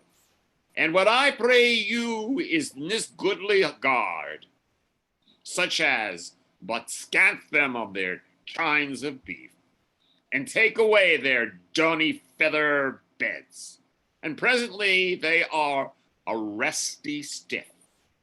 And 'twere many overwritten jays, the Frenchmen scorn that such shall be your lords, but rather bind ye in captive bands. Vive le roi! God save King John of France! Now on this plain of crest, Spread yourselves. And Edward, when thou darest, begin the fight. Exit French. We presently will meet thee, John of France, and English lords. Let us resolve the day, either to clear us of that scandalous crime, or be entombed in our innocence. And Ned, because this battle is the first that ever yet thou foughtest in pitched field, as ancient custom is of martialists, to dub thee with the type of chivalry, in solemn manner will we give thee arms. Come, therefore, heralds, orderly bring forth a strong attirement for the prince, my son. Enter 4 heralds, bringing in a coat of armor, a helmet, a lance, and a shield. Edward Plantagenet, in the name of God, as with this armor I impall thy breast, so be thy noble, unrelenting heart walled in with flint of matchless fortitude, that never base affections enter there.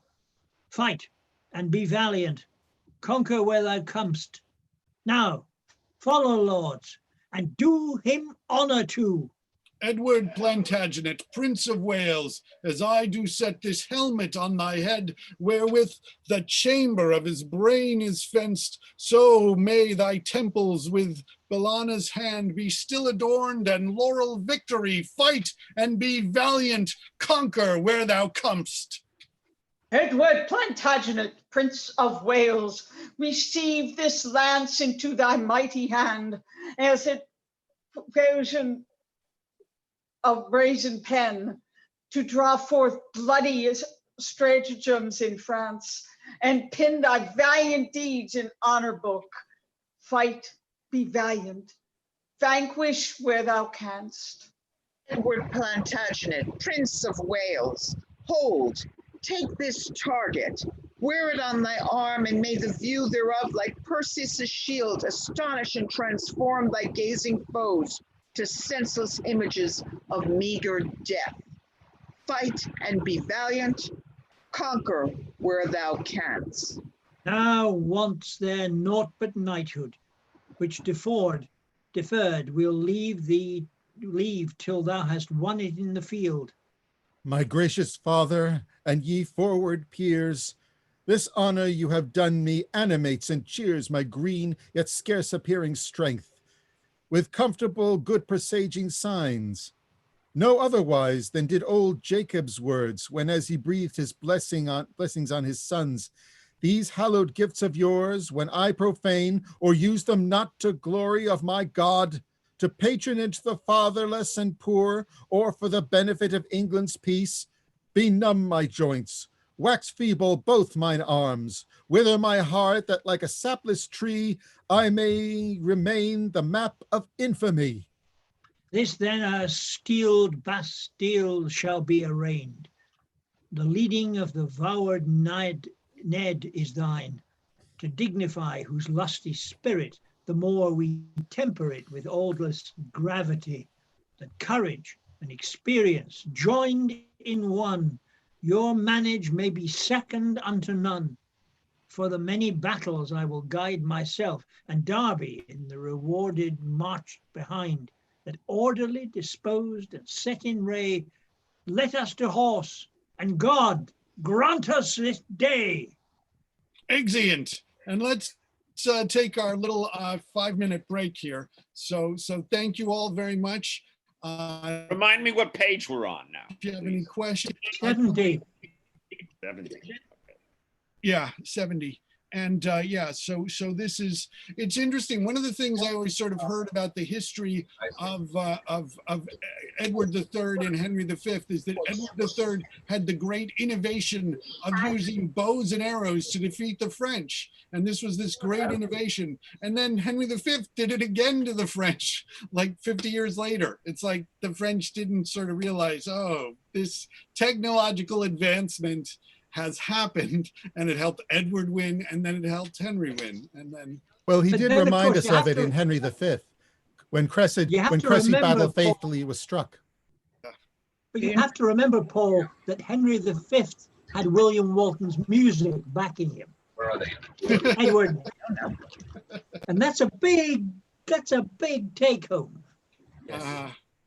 Yeah, well, it is. I mean, this does, as Tony and I were discussing earlier, it feels it's very early. Some people think that this may have been sort of even before the Henry VI plays that he'd written this. My personal theory as to why it wasn't included in the folio is because of all of the anti-Scottish stuff in it, that they're just cowards and bumbling idiots, which apparently was a very popular thing to say under Elizabeth.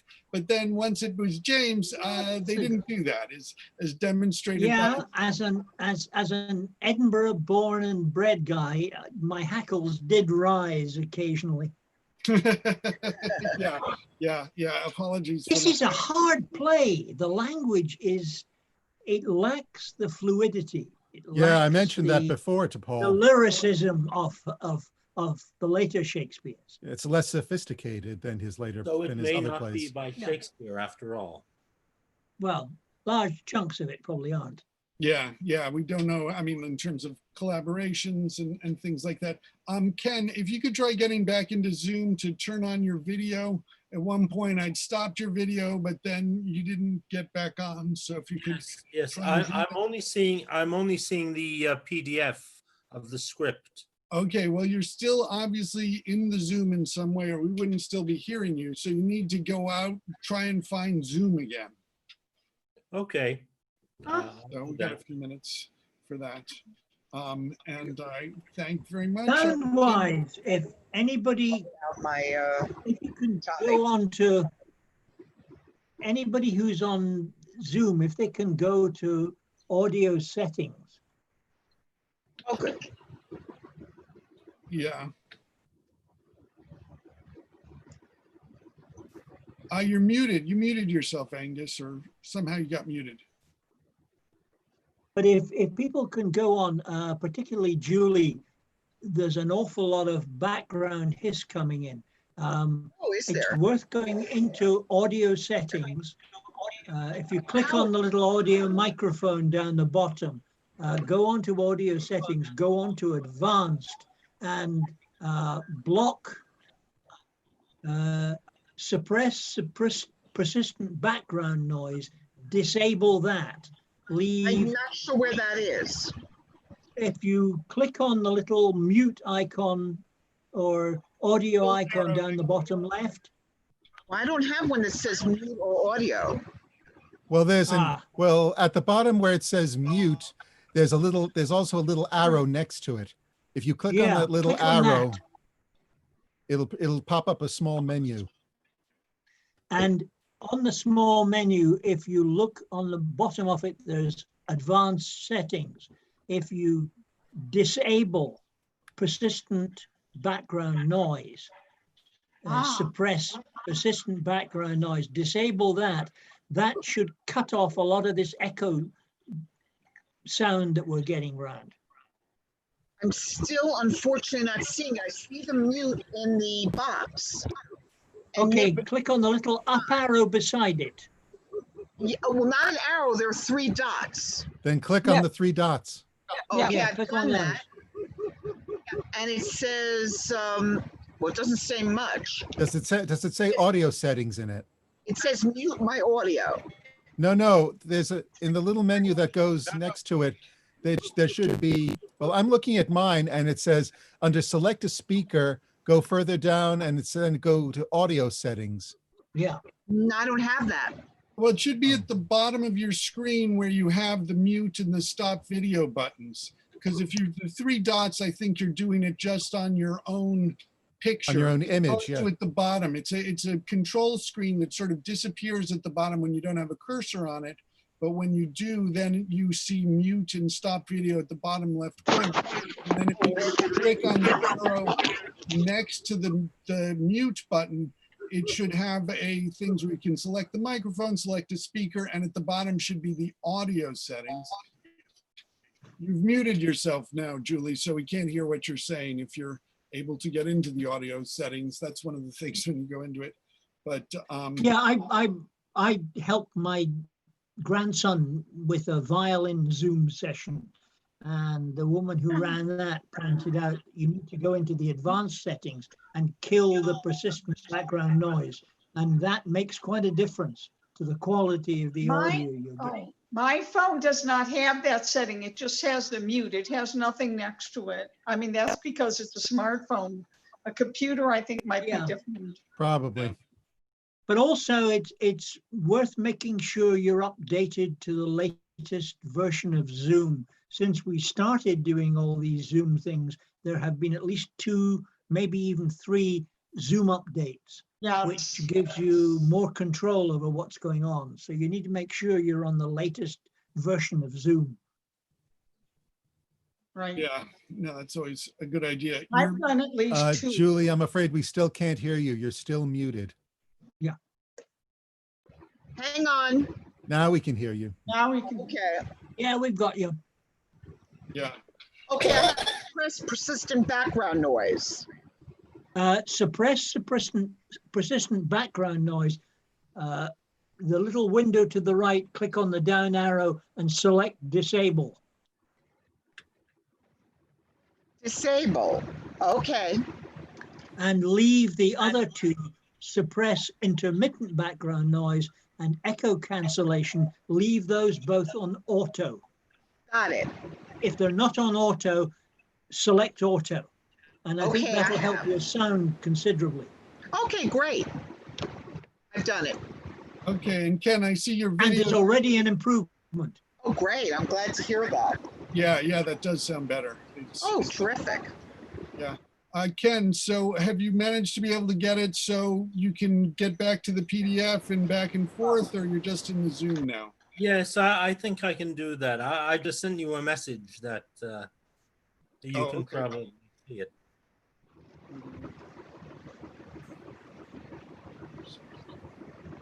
I don't see any messages in chat. I have And to say there's- that I treat instant Shakespeare as instant Shakespeare, so I don't go through the script beforehand. And because as far as I'm concerned, it's an exercise and it's a way of trying to keep me up to speed in handling the language and handling the speech. And this is a hard one. Yeah. It Yes. is. It is, and it's also one of the things that's sort of interesting in some terms of some of these early quartos as opposed to the folio, is that some of the spelling is even stranger. Yeah, there were a couple of words I had no idea what to do with. Yeah, and I mean, I know, and there's like Sicily spelled really weird and all these sorts of things. So those are the challenges, and so that's great. But that's the fun of it, Paul. Yeah, absolutely, and to learn some more about some literature and some English history. So let us. Is everybody back? Let's see. Who do we need? We need King John and the Duke of Lorraine at the beginning, so they're here.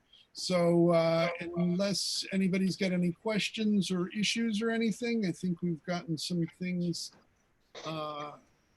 in good shape now. And let us resume. Alarum, enter many a Frenchman flying, after them Prince Edward running, then enter King John and the Duke of Lorraine. May have to give me a minute.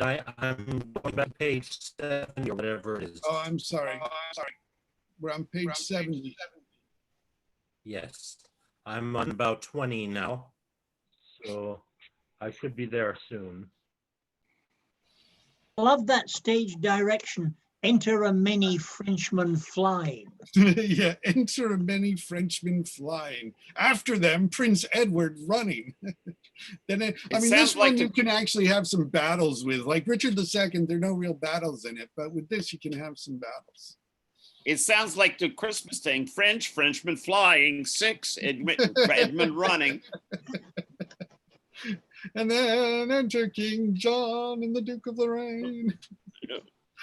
So, want me to wait until you're ready? I'm ready now. I've got it. Okay. O Lorraine, say, what mean our men to fly? And our number is far greater than our foes. The garrison of Genoa, my lord, that came with Paris, weary with their march, grudging to be suddenly employed, no sooner in the forefront took their place, but straight retiring, so dismayed the rest, as likewise they betook themselves to flight, in which for haste to make a safe escape, more in the clustering throng are pressed to death than by the enemy 1,000-fold. O hapless fortune, let us essay, if we can counsel some of them to stay. Enter King Edward and Audley.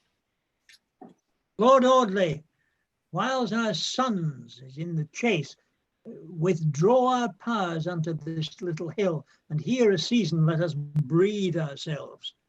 I will, my lord. Exit.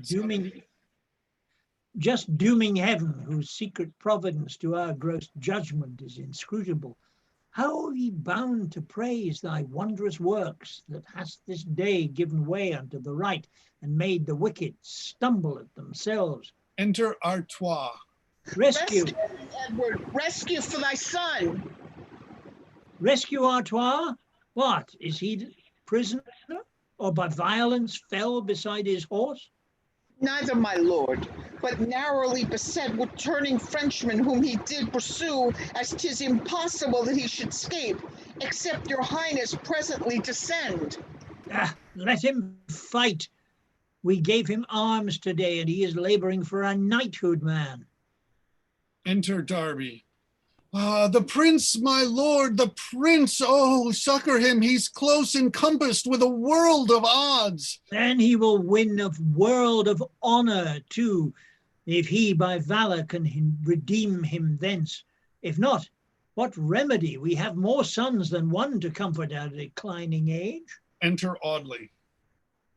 Oh, renowned Edward, give me leave, I pray, to lead my soldiers where I may relieve your gracious son in danger to be slain. The snares of the French, like emmets on a bank, muster about him,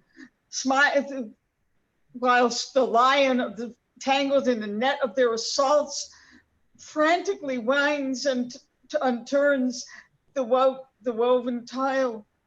But all is in vain. He cannot free himself. Audley, content. I will not have a man on pain of death sent forth to succor him. This is the day, ordained by destiny, to season his courage with those grievous thoughts, that if he breaketh out, Nestor's years on earth will make him savor still of this exploit. But he shall not live to see those days. Right in his epitaph, his lasting praise. Yet, my good lord, 'tis too much willfulness to let the blood be spilled. That may be saved. Exclaim no more, for none of you can tell whether a borrowed aid will serve or no. Perhaps he is already slain or ta'en, and therefore can be seized in her fight, and ever after she'll be delivered by our hands, and still in danger he'll expect the like. But if himself redeemed from thence, he will have vanquished cheerful death and fear, and ever dread of course no more, or captured captive slaves. Oh, cruel father, farewell, Edward, then. Farewell, sweet prince, the hope of chivalry. Oh, would my life might ransom him from death. But soft, methinks I hear the dismal charge of trumpets, loud retreat. All are not slain. I hope that went with him, some will return with tidings, good or bad. Enter Prince Edward in triumph, bearing in his hand his shivered lance, and the King of Bohemia borne before. Wrapped in the colors, they run and embrace him. Oh, joyful sight! Victorious Edward lives! Oh, welcome, brave prince! Welcome, Plantagenet! First, having done my duty as beseemed, lords, I greet you all with hearty thanks.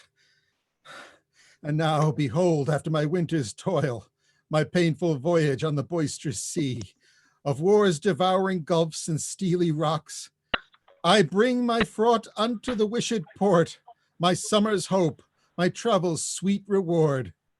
And here with humble duty, I present this sacrifice, this first fruit of my sword, cropped and cut down even at the gate of death. The king of Boheme, father, whom I slew, whom you said had entrenched me round about, and lay as thick upon my battered crest as on an anvil with their ponderous glaives. Yet marble courage did still did underprop, and when my weary arms with often blows, like the continual laboring woodsman's axe that is enjoined to fell a load of oaks, began to falter, straight I would recover. My gifts you gave me, and my zealous vow, and then new courage made me fresh again, that in despite I carved my passage forth. His sword borne by a soldier. And put the multitude to speedy flight. To this hath Edward's hand filled your request, and done, I hope, the duty of a knight. Aye, well thou hast deserved a knighthood, Ned, and therefore with thy sword, yet reeking warm with blood of those that fought to be thy bane, arise, Prince Edward, trusty knight at arms.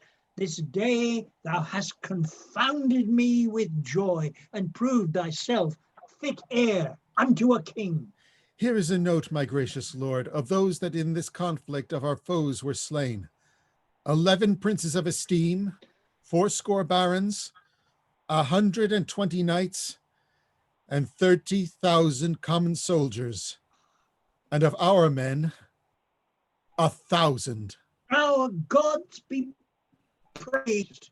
Now, John of France, I hope thou knowest King Edward for no wantonness, no lovesick cockney, nor his soldiers jades. But which way is the fearful king escaped? Toward Poitiers, noble father, and his sons. Ned, thou and Audley shall pursue them still. Myself and Derby will to Calais straight, and there be girt that haven town with siege. Now lies it on an upshot. Therefore strike, and wistly follow while the game's on foot. What picture's this? A pelican, my lord, wounding her bosom with her crooked beak, that so her nest of young ones might be fed, with drops of blood that issue from her heart. The motto, sic et vos, and so should you. Exeunt. Enter Lord Mountford with a coronet in his hand, with him the Earl of Salisbury. Do we have Mountford?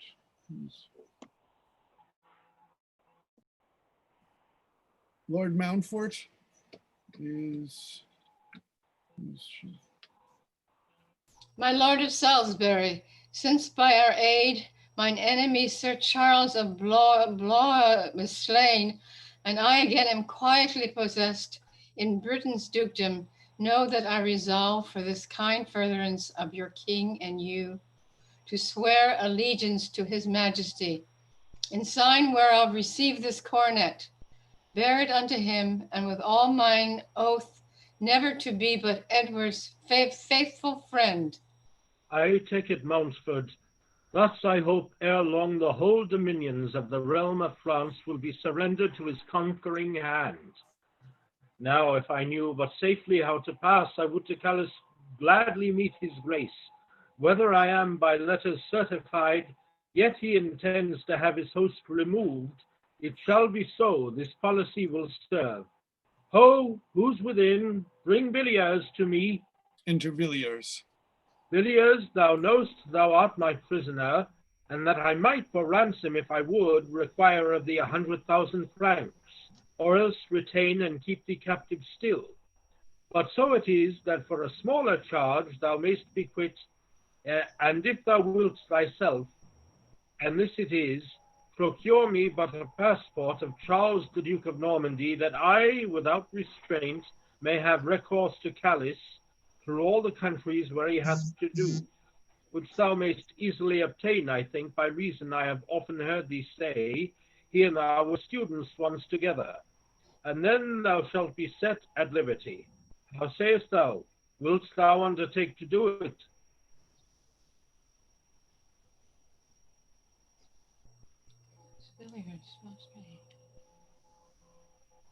I will, my lord. But first I must speak with him. Why, so thou shalt. Take horse and post from hence. Only before thou goest, swear by thy faith that if thou canst not compass my desire, thou wilt return my prisoner back again, and that shall be sufficient warrants for me. To that condition I agree, my lord, and will unfeignedly perform the same. Farewell, Villiers. Thus once I mean to try a Frenchman's faith. Exit. Enter King Edward with Derby with soldiers.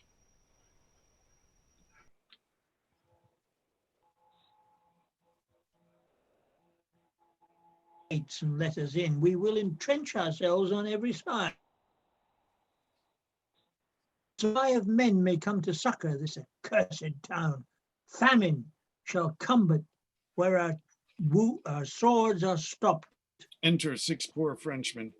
The promised aid that made them stand aloof is now retired and gone another way. It will repent them to their stubborn will. But what are these poor ragged slaves, my lord?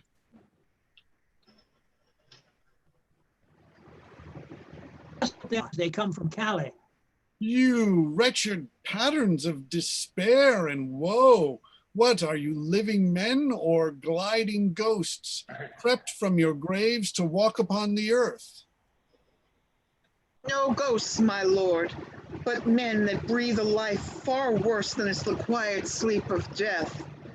We are distressed, poor inhabitants that long have been diseased, sick, and lame, and now, because we are not fit to serve the captain of the town, have thrust us forth, that no expense of victuals may be saved. A charitable deed, no doubt, and worthy praise. But how do you imagine then to speed? We are your enemies in such a case. We can no less but put you to the sword, since when we proffered truce it was refused. And if your grace no otherwise vouchsafe, as welcome death is unto us as life. Poor silly men, much wronged and more distressed. Go, Derby, go, and see they are relieved. Command that victuals be appointed them, and give to every one 5 crowns apiece. The lion scorns to touch the yielding prey, and Edward's sword must fresh itself in such as Wilfer's stubbornness hath made perverse. Enter Lord Percy. Lord Percy, welcome. What's the news in England? The Queen, my lord, comes here to your grace, and from her highness and the Lord Vice-Regent, I bring this happy tidings of success. David of Scotland, lately up in arms, thinking belike he soonest should prevail, your highness being absent from the realm, is by the fruitful services of your peers and painful travel of the Queen herself, that, big with child, was every day in arms, vanquished, subdued, and taken prisoner. Thanks, Percy, for thy news with all my heart. What was he took him prisoner in the field? Esquire, my lord, John Copland is his name, who entreated by her majesty denies to make surrender of his prize. And to an I, unto your grace alone, where the queen is grievously displeased. Well, then we'll have a pursuant dispatch to summon Copland hither out of hand, and with him he shall bring his prisoner king. The queen, my lord, herself by this at sea, and proposeth as soon as wind will serve, the land to Calais, and to visit you. She shall be welcome, and to wait her coming I'll pitch my tent near to the sandy shore. Enter a captain. The Burgess of Calais, mighty king, hath by a council willingly decreed to yield the town and castle to your hands, upon condition it will please your grace to grant them benefit of life and it's not.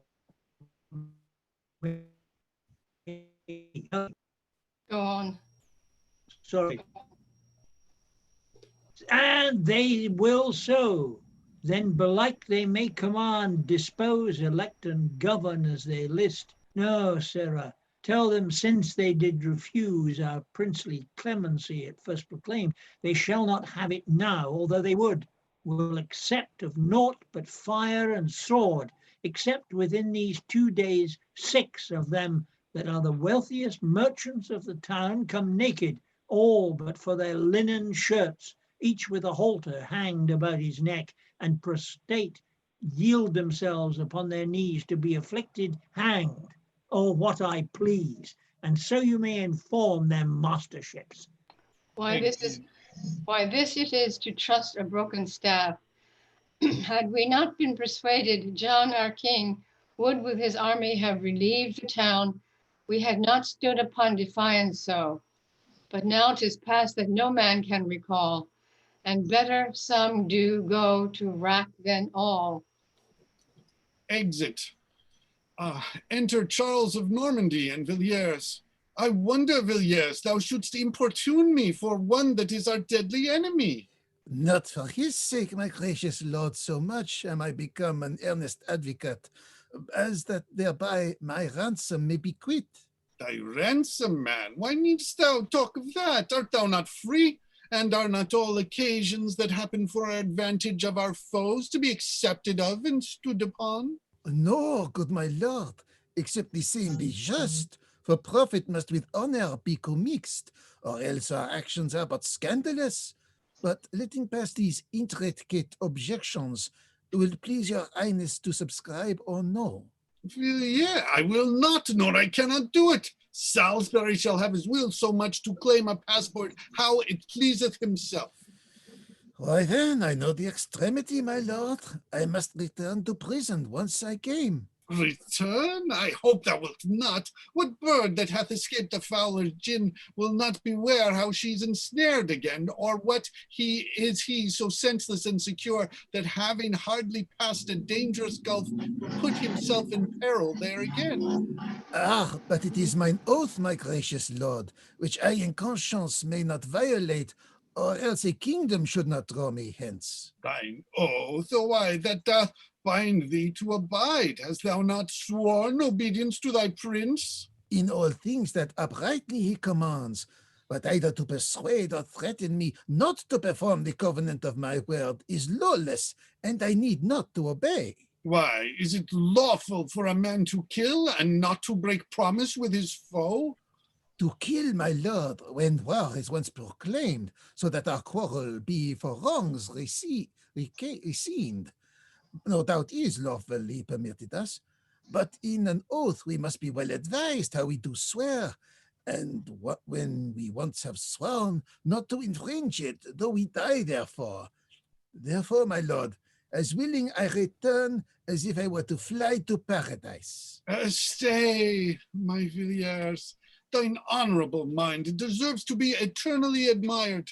Thy suit shall be no longer thus deferred. Give me the paper, I will subscribe to it, and wheretofore I love thee as Villiers, hereafter I'll embrace thee as myself. Stay, and be still in favor with thy lord. I humbly thank your grace. I must dispatch and send this passport first unto the earl, and then I will attend your highness's pleasure. Oh, do so, Villiers, and Charles, when he hath need, be such his soldiers, howsoever he speed.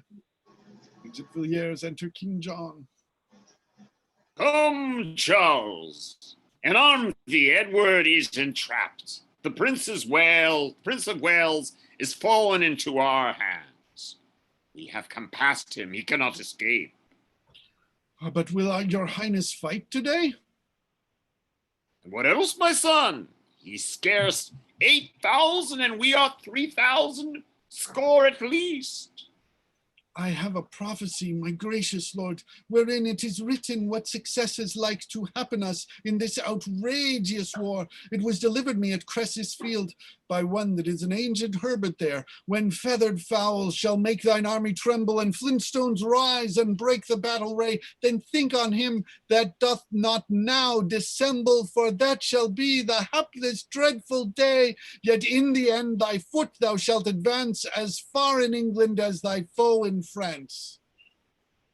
But this it seems we shall be fortunate, and it is impossible that stones shall ever rise and break up the battalion array. or ere foul make men in arms to quake, so is it like we shall not be subdued. Or say this night yet true, yet in the end, since he doth promise, we shall drive him hence, and forage their country as they have done ours. And by this revenge, that loss will seem the less. But all of frivolous fancies, toys, and dreams, and once we are sure we have ensnared the son, catch we the father and how we can. Exeunt. Enter Prince Edward, Audley, and others. Audley, the arms of death embrace us round, and comfort have we none, save that to die we pay sour earnest for a sweeter life. At Cressy Field our clouds of warlike smoke choked up those French mouths and dissevered them. But now their multitudes of millions hide, masking as 'twere the beauteous burning sun, leaving no hope to us but sullen dark, and I less terror of all ending night.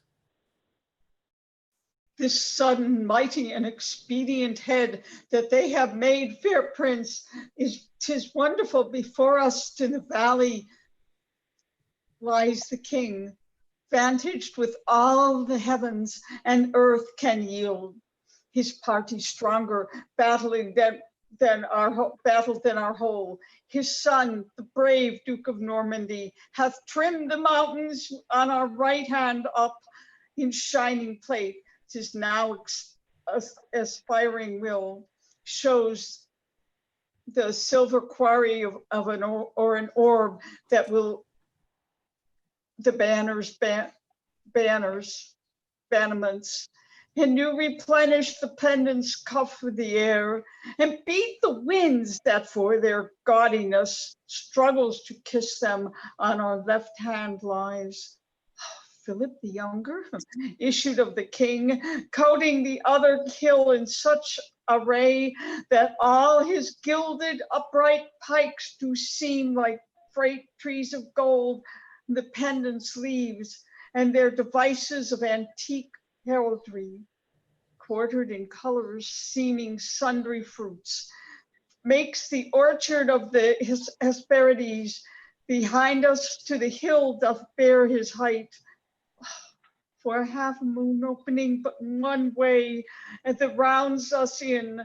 There at our backs are lodged the fatal crossbows, and the battle therein governed by rough Chantillon. And then thus it stands at the valley for our fight. The king bends in the hills on either hand, proudly royalized by his sons. And on the hill behind stands certain death, in pay and service with Chatillon. Death's name is much more mighty than his deeds. Thy parceling this power hath made it more. As many sands as these my hands can hold are but my handful of so many sands. Then all the world, and call it but a power, easily ta'en up and quickly thrown away. But if I stand to count them sand by sand, the number would confound my memory and make 1,000 millions of a task, which briefly is no more indeed than one. These quarters, squadrons, and these regiments before, behind us, and on either hand, are but a power when we name a man. His hand, his foot, his head have several strengths, and being all but oneself, instant strength. Why all this many, Audley, is but one, and we can call it all but one man's strength. He that hath far to go tells it by miles. If he should tell the steps, it kills his heart. The drops are infinite that make a flood, and yet thou knowest we call it but a rain. There is but one France, one king of France. That France hath no more kings, and that same king hath but the puissant legion of one king, and we have one. Then apprehend no odds, for 1 to 1 is fair equality. Enter a herald from King John. What tidings, messenger? Be plain and brief. The King of France, my sovereign lord and master, greets me by his foe, the Prince of Wales. If thou call forth 100 men of name, of lords, knights, esquires, and English gentlemen, and with thyself and those kneel at his feet, he straight will fold his bloody colours up, and ransom shall redeem lives forfeited. If not, this day shall drink more English blood than e'er was buried in our British earth. What is this answer to his proffered mercy? This heaven that covers France contains the mercy that draws from me submissive orisons, that such base breath should vanish from my lips to urge the plea of mercy to a man, the Lord forbid. Return and tell the king, my tongue is made of steel, and it shall beg my mercy on his coward Bourgonet. Tell him my colors are as red as his, my men as bold, our English armies as strong. Return him my defiance to his face. I go. Enter another. What news with thee? The Duke of Normandy. The Duke of Normandy, my lord and master, pitying thy youth to so dirt with peril, by me hath sent a nimble jointed jennet, as swift as ever yet thou didst bestride, and therewithal he counsels thee to fly, else death himself hath sworn that thou shalt die. Back with the beast unto the beast that sent him. Tell him I cannot sit at coward's horse. Bid him today bestride the jade himself, for I will stain my horse quite o'er with blood, and double gild my spurs, but I will catch him. So tell the capering boy, and get thee gone. Enter another. Edward of Wales, Philip, the second son to the most mighty Christian king of France, seeing thy body's living date expired, of all full of charity and Christian love, commends this book, full fraught with prayers, to thy fair hand, and for thy hour of life. Entreats thee thou meditate therein, and arm thy soul for her long journey towards. Thus have I done his bidding, and return. Herald of Philip, greet thy lord from me. All good that he can send, I can receive. But think'st thou not the unadvised boy hath wronged himself in this far tendering me? Happily he cannot pray without the book. I thank him no divine extemporal. I think him no divine extemporal. Then render him back this commonplace of prayer to do himself good in adversity.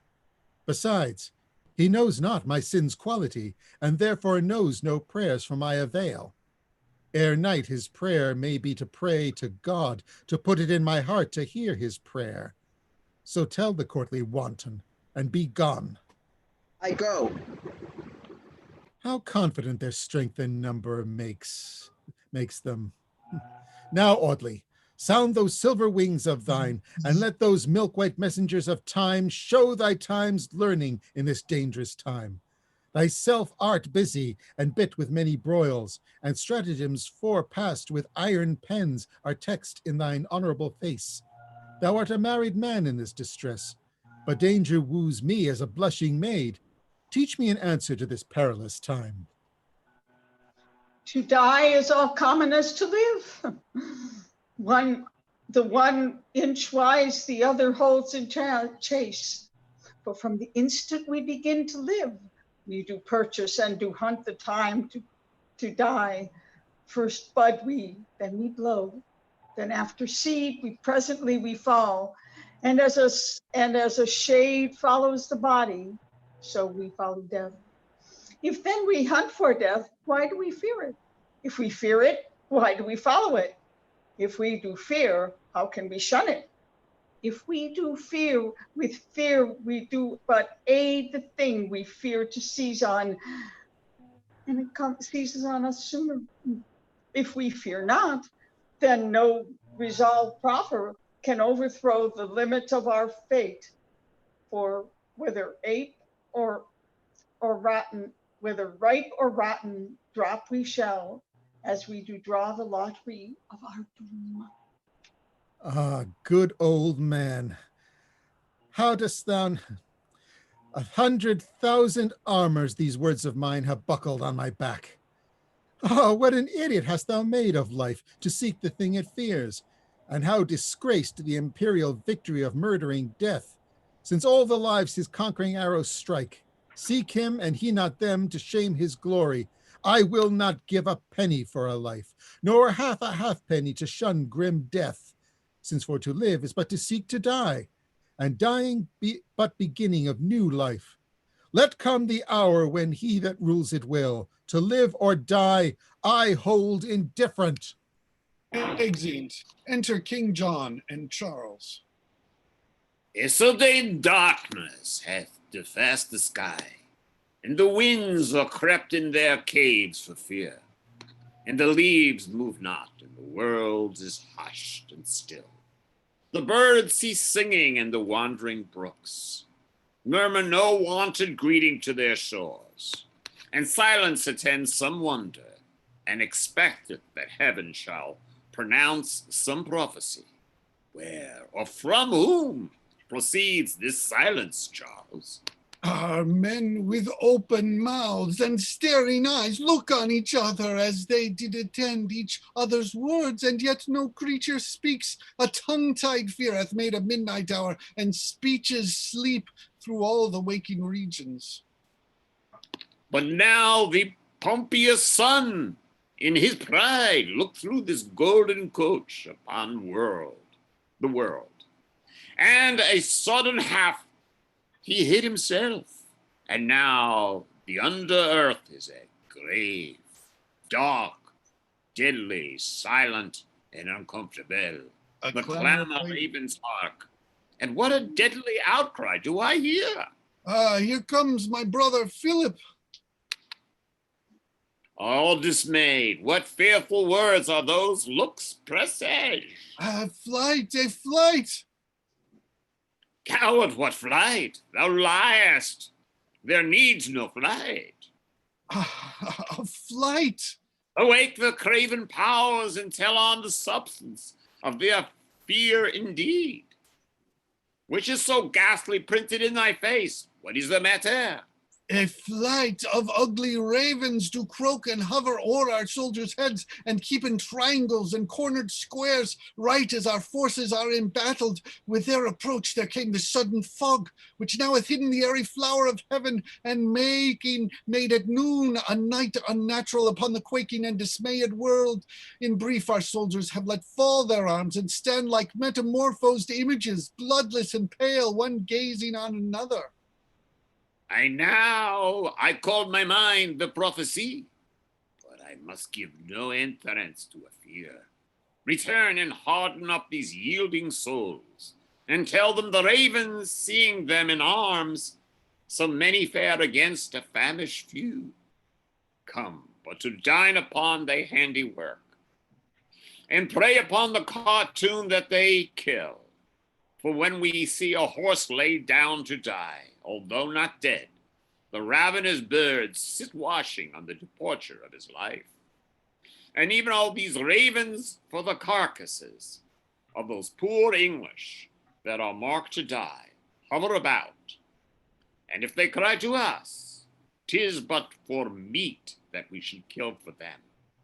Away and comfort up my soldiers, and sound up the trumpets, and once dispatch this little business of silly fraud. Exit Prince. Enter another noise. Salisbury, brought in by a French captain.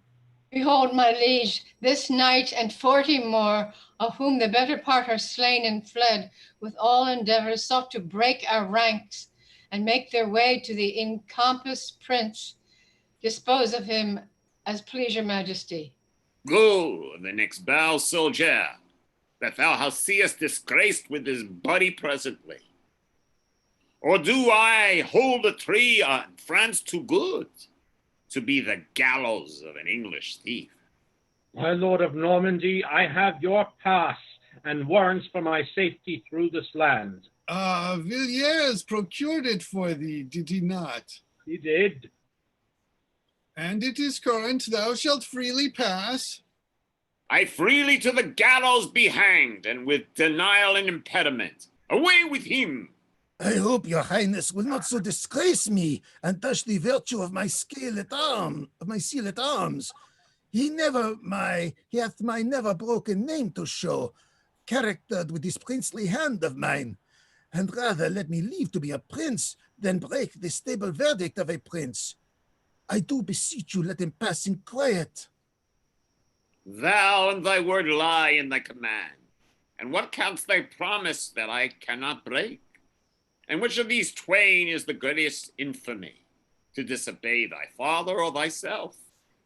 Thy word nor man's exceed his power, and nor that same man doth never break his word, shall keeps the utmost of his power. And the breach of faith dwells in soul's consent, which if thyself without consent do break, and thou art not changed with the breach of faith, and go hang him, for thy license lies in me, and my constraint stands in the excuse for thee.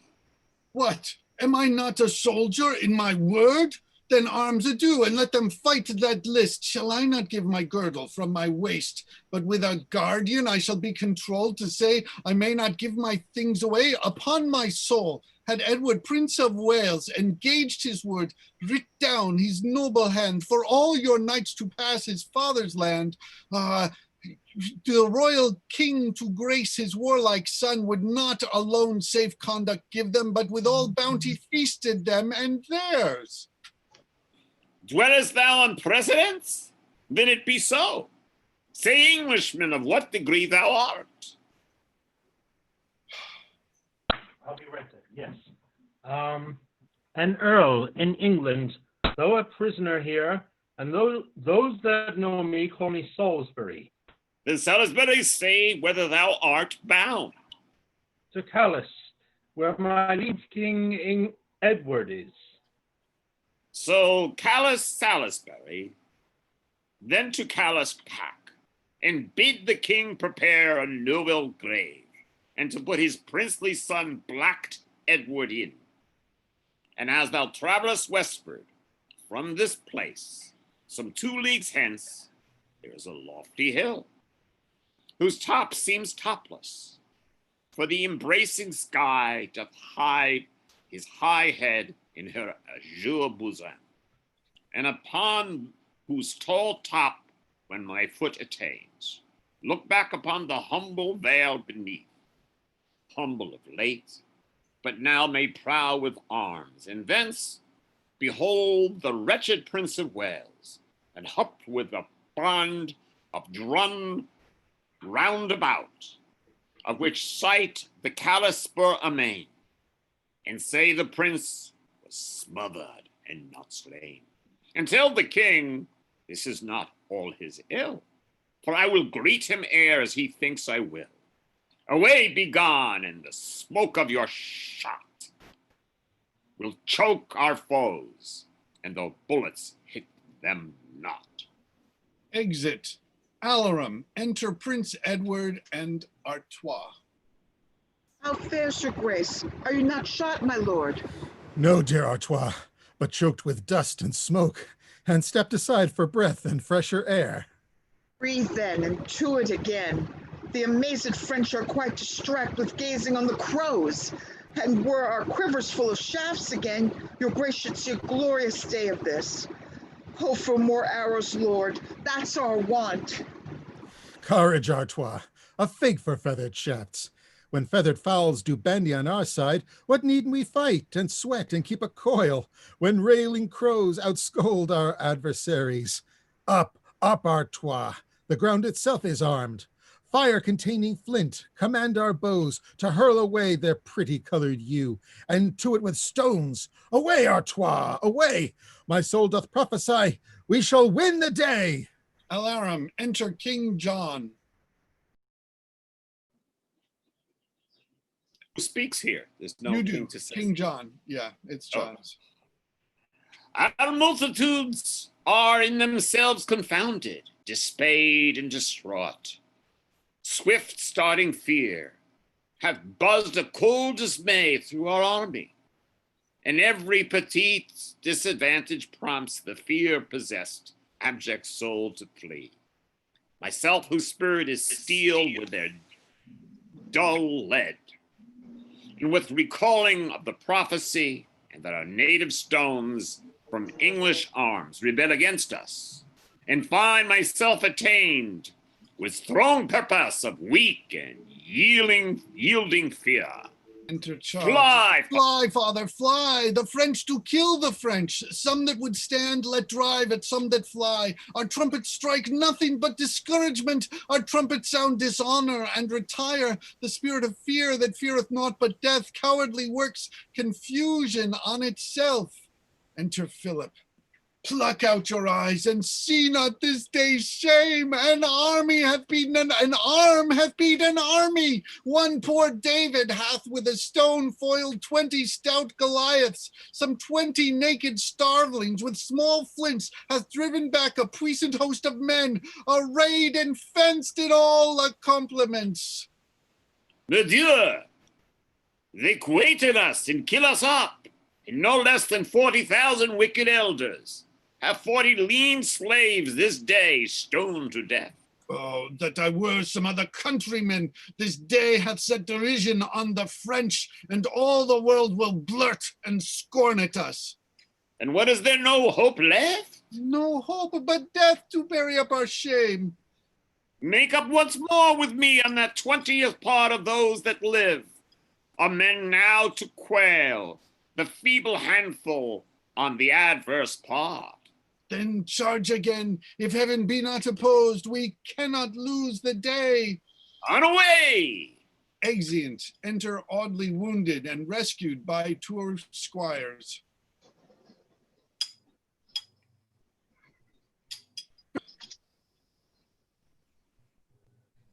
How fares my lord? Even as a man may do that dines at such a bloody feast as this. I hope, my lord, that is no mortal scar.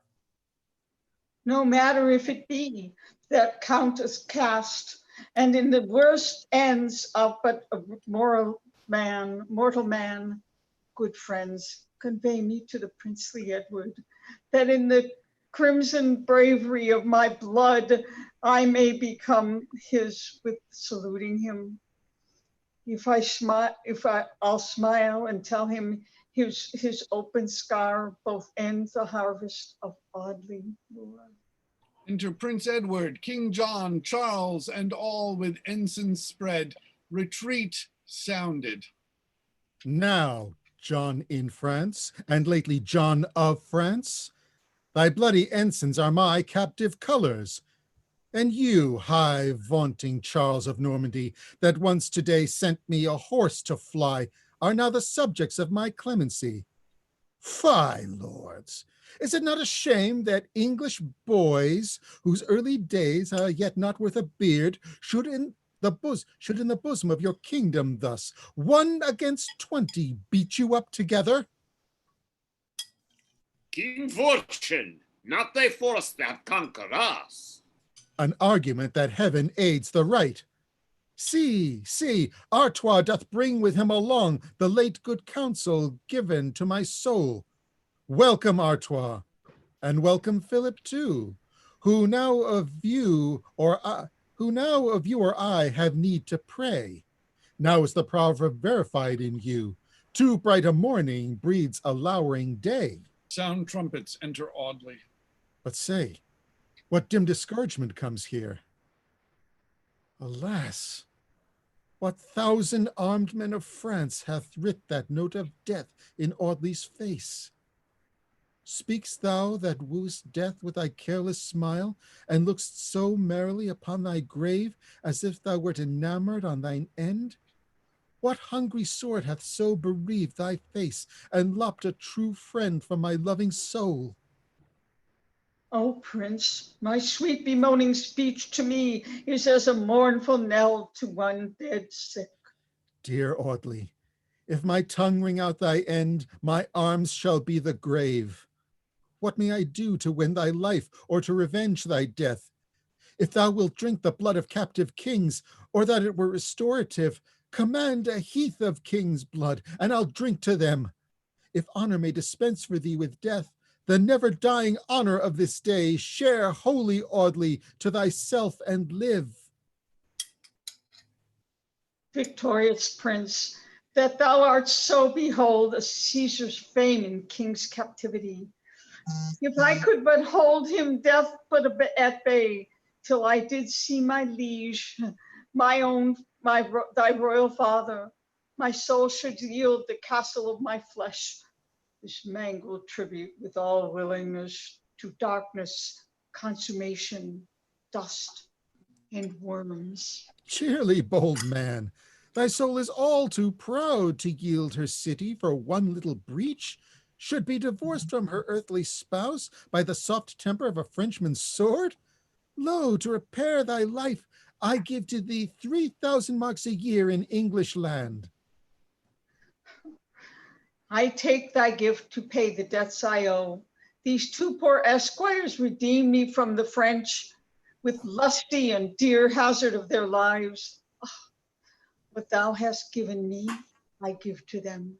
And as thou lovest me, Prince, lay by my consent to this bequest in my last testament.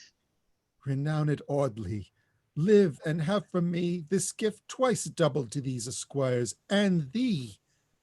But live or die, what thou hast given away to these and theirs shall lasting freedom stay.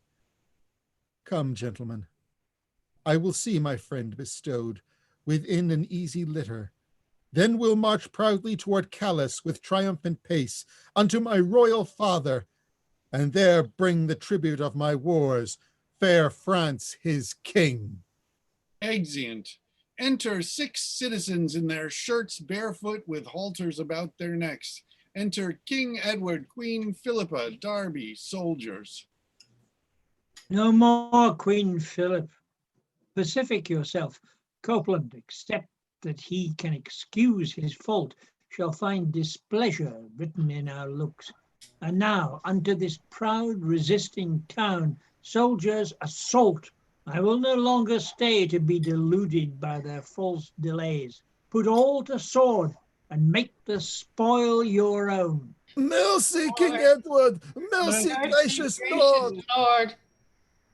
Contemptuous villains, call ye now for truce? Mine ears are stopped against your bootless cries. Sound drums, alarm, draw threatening swords. Ah, noble prince, Take pity on this town, and and hear hear us, mighty king. We claim the promise that your highness made. The 2 days' respite is not yet expired, and we are come with willingness to bear. What tottering death or punishment you please, so that the trembling multitude be saved. Well, promise. Well, I do confess as much, but I require the chiefest citizens and men of most account that should submit your peradventures are but servile grooms, or some felonious robbers of the sea, whom apprehended law would execute, albeit severity lay dead in us. No, no, you cannot overreach in us.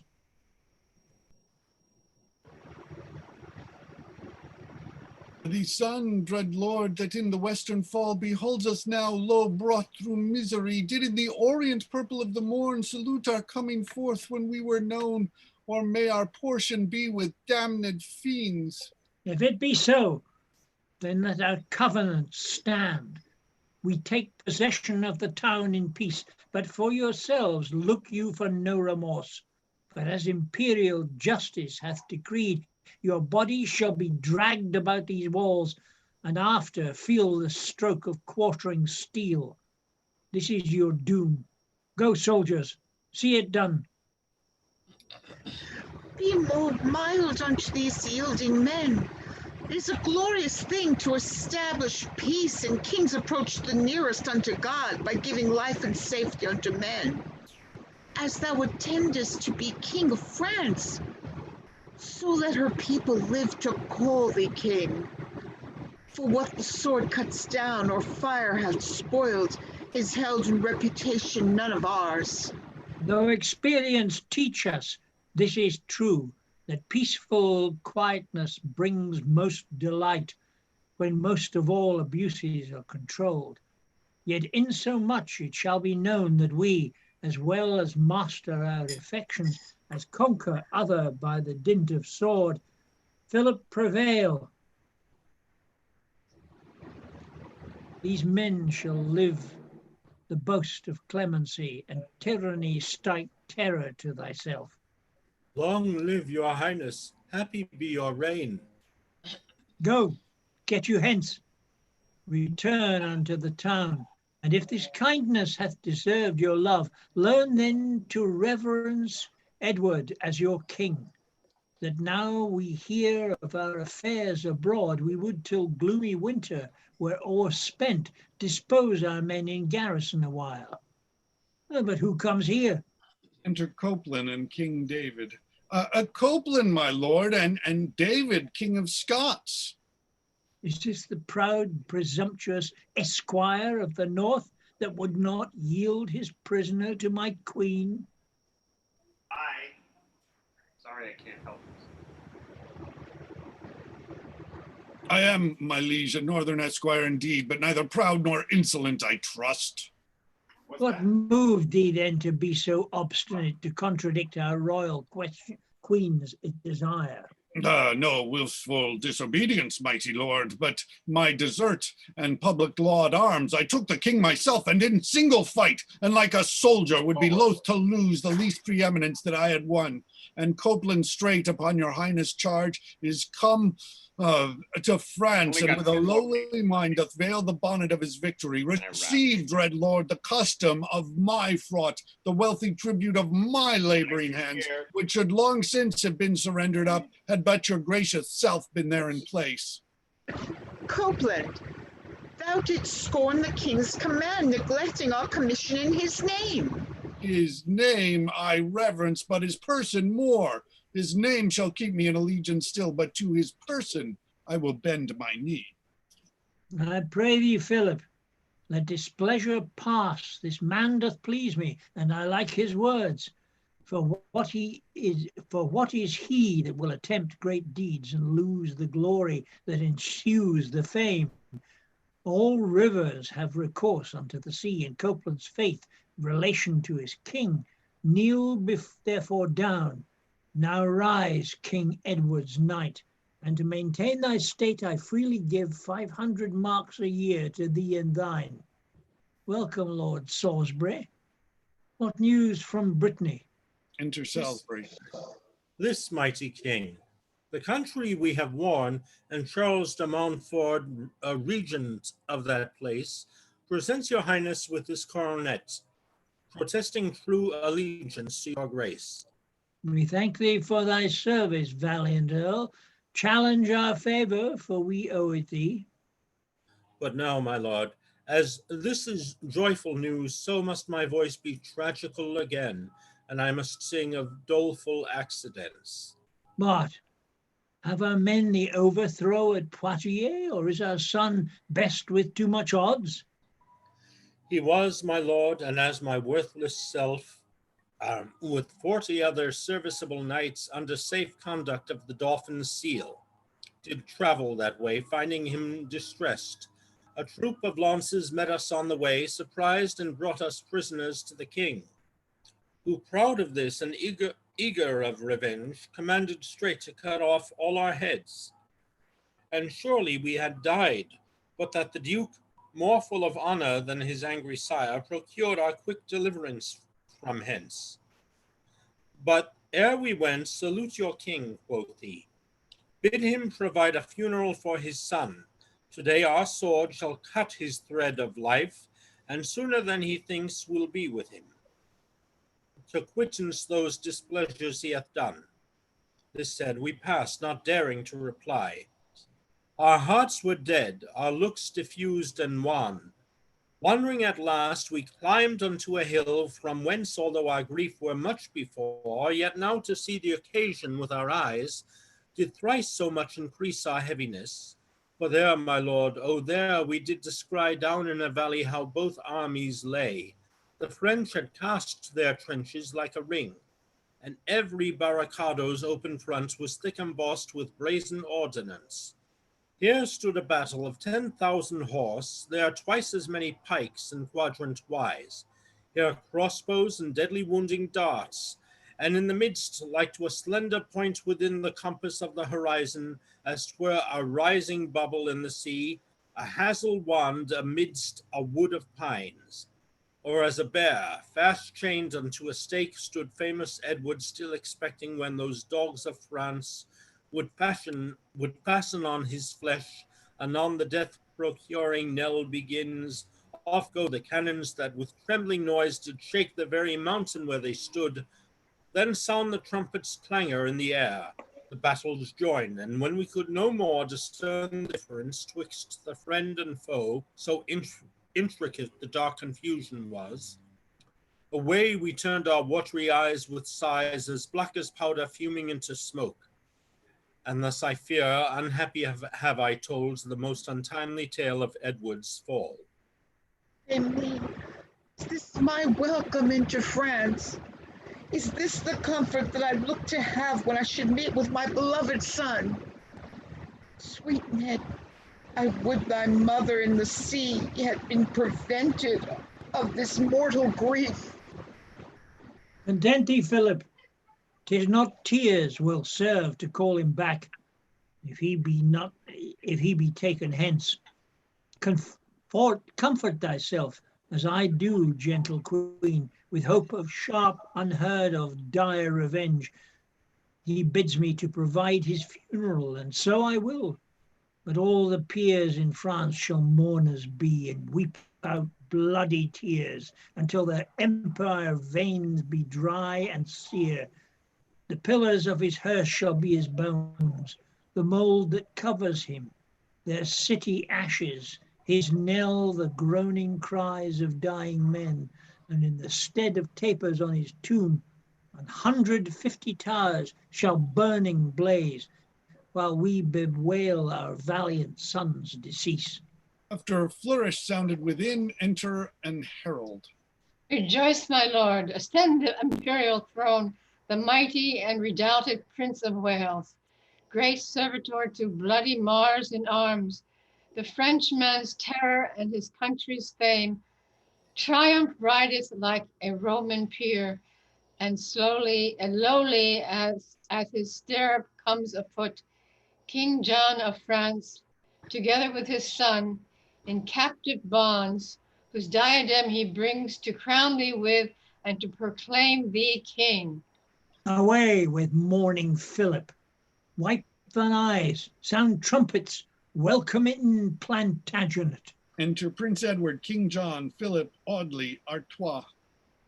As things long lost, when they are found again, so doth my son rejoice his father's heart, for whom even now my soul was much perplexed. Be this a token to express my joy, for inward passions will not let me speak. My gracious father, here receive the gift, this wreath of conquest and reward of war, got with as mickle peril of our lives as e'er was thing of price before this day. Install your highness in your proper right, and herewithal I render to your hands these prisoners, chief occasion of our strife. So, John of France, I see you keep your word. You promised to be sooner with ourselves than we did think for, and 'tis so indeed. But you had done as first as now you do. How many civil towns had stood untouched and now are turned to ragged heaps of stones? How many people's lives might thou have saved that are untimely sunk into their graves? Edward, recount not things irrevocable, and tell me what ransom thou require to have. Thy ransom, John, hereafter shall be known, but first to England thou must cross the seas to see what entertainment it affords. Howe'er it falls, it cannot be so bad as ours hath been since we arrived in France. Accursed man, of this I was foretold. But did misconster what the prophet told? Now, father, this petition Edward makes to thee, whose grace hath been his strongest shield, that as thy pleasure, choose me for the man to be the instrument to show thy power. So thou wilt grant that many princes more, bred and brought up within that little isle, may still be famous for like victories. And for my part, the bloody scars I bear, the weary nights that I've watched in field, the dangerous conflicts I have often had, the fearful menaces were proffered me, the heat and cold and what else might displease, I wish were now redoubled 20-fold, so that hereafter ages, when they read the painful traffic of my tender youth, might thereby be inflamed with such resolve as not the territories of France alone, but likewise Spain, Turkey, and what countries else that justly would provoke fair England's ire, might at their presence tremble and retire. Here, English lords, we do proclaim a rest, an intercession of our painful arms. Sheath up your swords, refresh your weary limbs, peruse your spoils, and after we have breathed a day or two within this haven town, God willing, then for England we'll be shipped, where in a happy hour I trust we shall arrive, 3 kings, 2 princes, and a queen. Hey.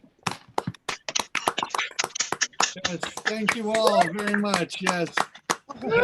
Yeah, there was a lot of things. Michael DeBlue, I believe, in the middle. But yeah, so thank you all for attending. I'm going to also we had an attendee, William. Thank you for coming. I'm promoting you to panelists. If you've got any questions or anything you want to say, this is really good. I want to.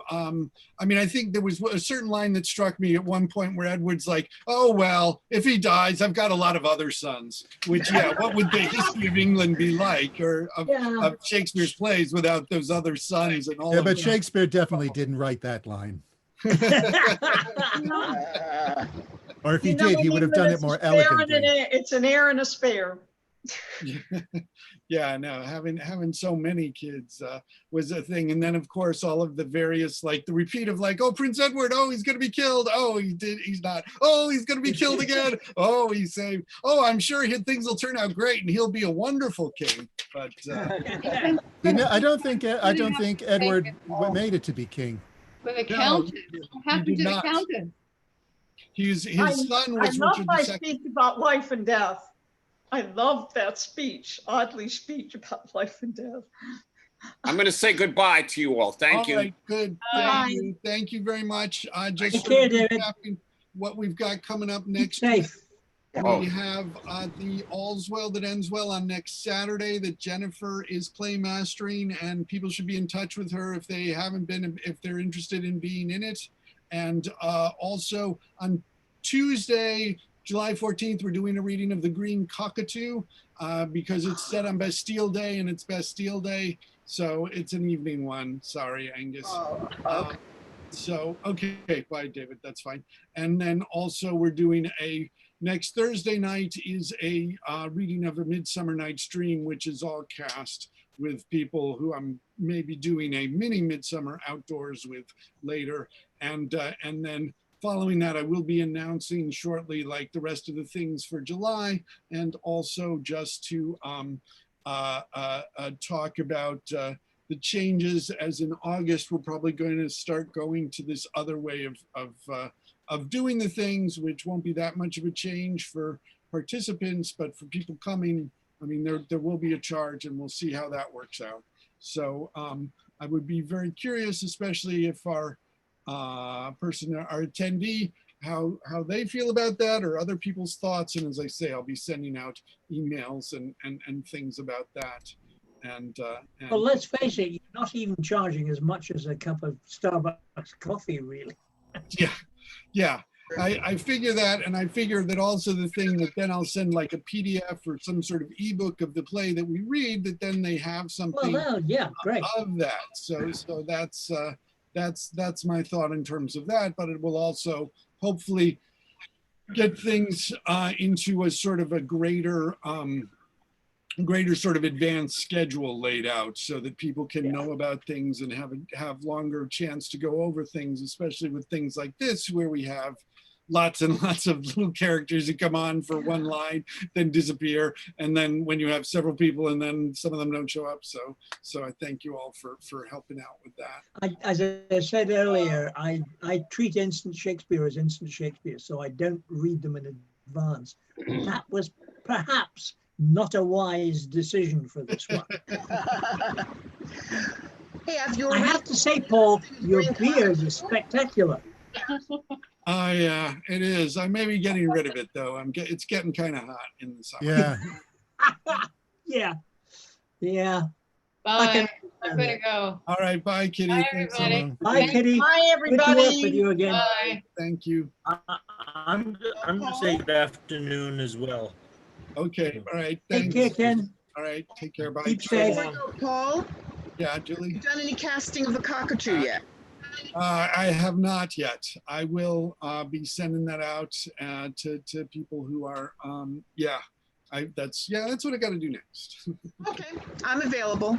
All right. Great. Yes, I will. Okay, definitely. see you soon, All everyone. right. See you. Thank you. And I'll get in touch with Jennifer about next Saturday. Okay. Sounds good. Great. Thank you. Thank you both very much. Hey, good, Tony. Great to work with you again. Thanks. Oh, Paul, That was you're not. I was listening to BBC Radio 3 earlier this week, and they were performing King Henry VIII's song "Pastime with Good Company." Do you want me to send it to you? Because I recorded it. Oh yeah, that's cool. Is that a song written by Henry VIII? Yes, it was. Oh, wow. It goes, "Pastime with good company." Da, da, da, da, da, da, da, da, da, da. I don't know the exact words myself, Okay. But oh wow, yeah. I'll send it to you right away. Cool. Thank you. And yeah, thank you guys both so much. Excellent work today. Mm. Very good. Okay, I've got to leave now too. All So right. long, all. All right. Bye-bye. Thanks. Bye, Tony. Alrighty. Okay. Take care, Tony. Bye. Let me just see. Thanks for keeping me alive. Oh, well, thank you so much for doing this. It's so great. And thanks. It was weird with Julie's thing. It seemed to be better for a while, and then it seemed to be a problem again later on. But Yeah. also, I noticed a little bit, sometimes yours was sort of pausing a little bit. Do you connect via Wi-Fi or do you have a cable that you connect? No, I'm running on Wi-Fi. I'm currently inhabiting my daughter's attic at the moment, hence the skylights and the Right. Yeah. beams everywhere, So there is somewhat of a delay at times. Yeah. Yeah, no, it's just, it usually isn't. I mean, it seemed a little bit more occasionally than it's been for other ones, but. Well, there have been occasions when I've checked the speed of we're on Sky, and I've checked speed, and there are times when the upload and download speed are really no better than you'd get on a telephone modem. Oh, wow. Well, it comes in on a cable, but it's always bandwidth. It's not the speed that they say they're giving you. They're putting the right speed out on the cable, but they've got too many people on it. And at this time in the day, there's so many people go on, to download and stream stuff that it just gets difficult. But hell, we survive. Yeah, it's good, and it's a utility nowadays, and it's just unfortunate that they don't see it that way and make it something that people can have it robust enough for everybody. Because all those companies are in the business to make money, and they never really expected this kind of demand, so they never invested in the infrastructure. So that's tough. Yeah. Thanks again for the chance to do this, Paul. That was good. Okay. Thank you, Angus. Take care. I'll be in touch with you Keep soon. safe. All right. Yeah. I like the beard the way it is. It really looks impressive. Thank you. It is. I do sort of look, I don't know. I've been clean shaven until earlier this year, and now I kind of want to go back to having less hair on my face. I know. Yeah, it's getting a bit hot, I would imagine, in New York. Where are you at the moment? I'm in New Jersey. Okay. Well, we all have our cross to bear. I mean, And my wife is just across the river in Beacon. Oh, she's, yeah. Wow. And she's stuck there at the moment, Anyway, take care. Thanks again, Paul. All right. to you Thanks soon. for doing this. Take care. Talk to you soon. Right. Bye-bye. I'm ending the meeting Bye-bye. now.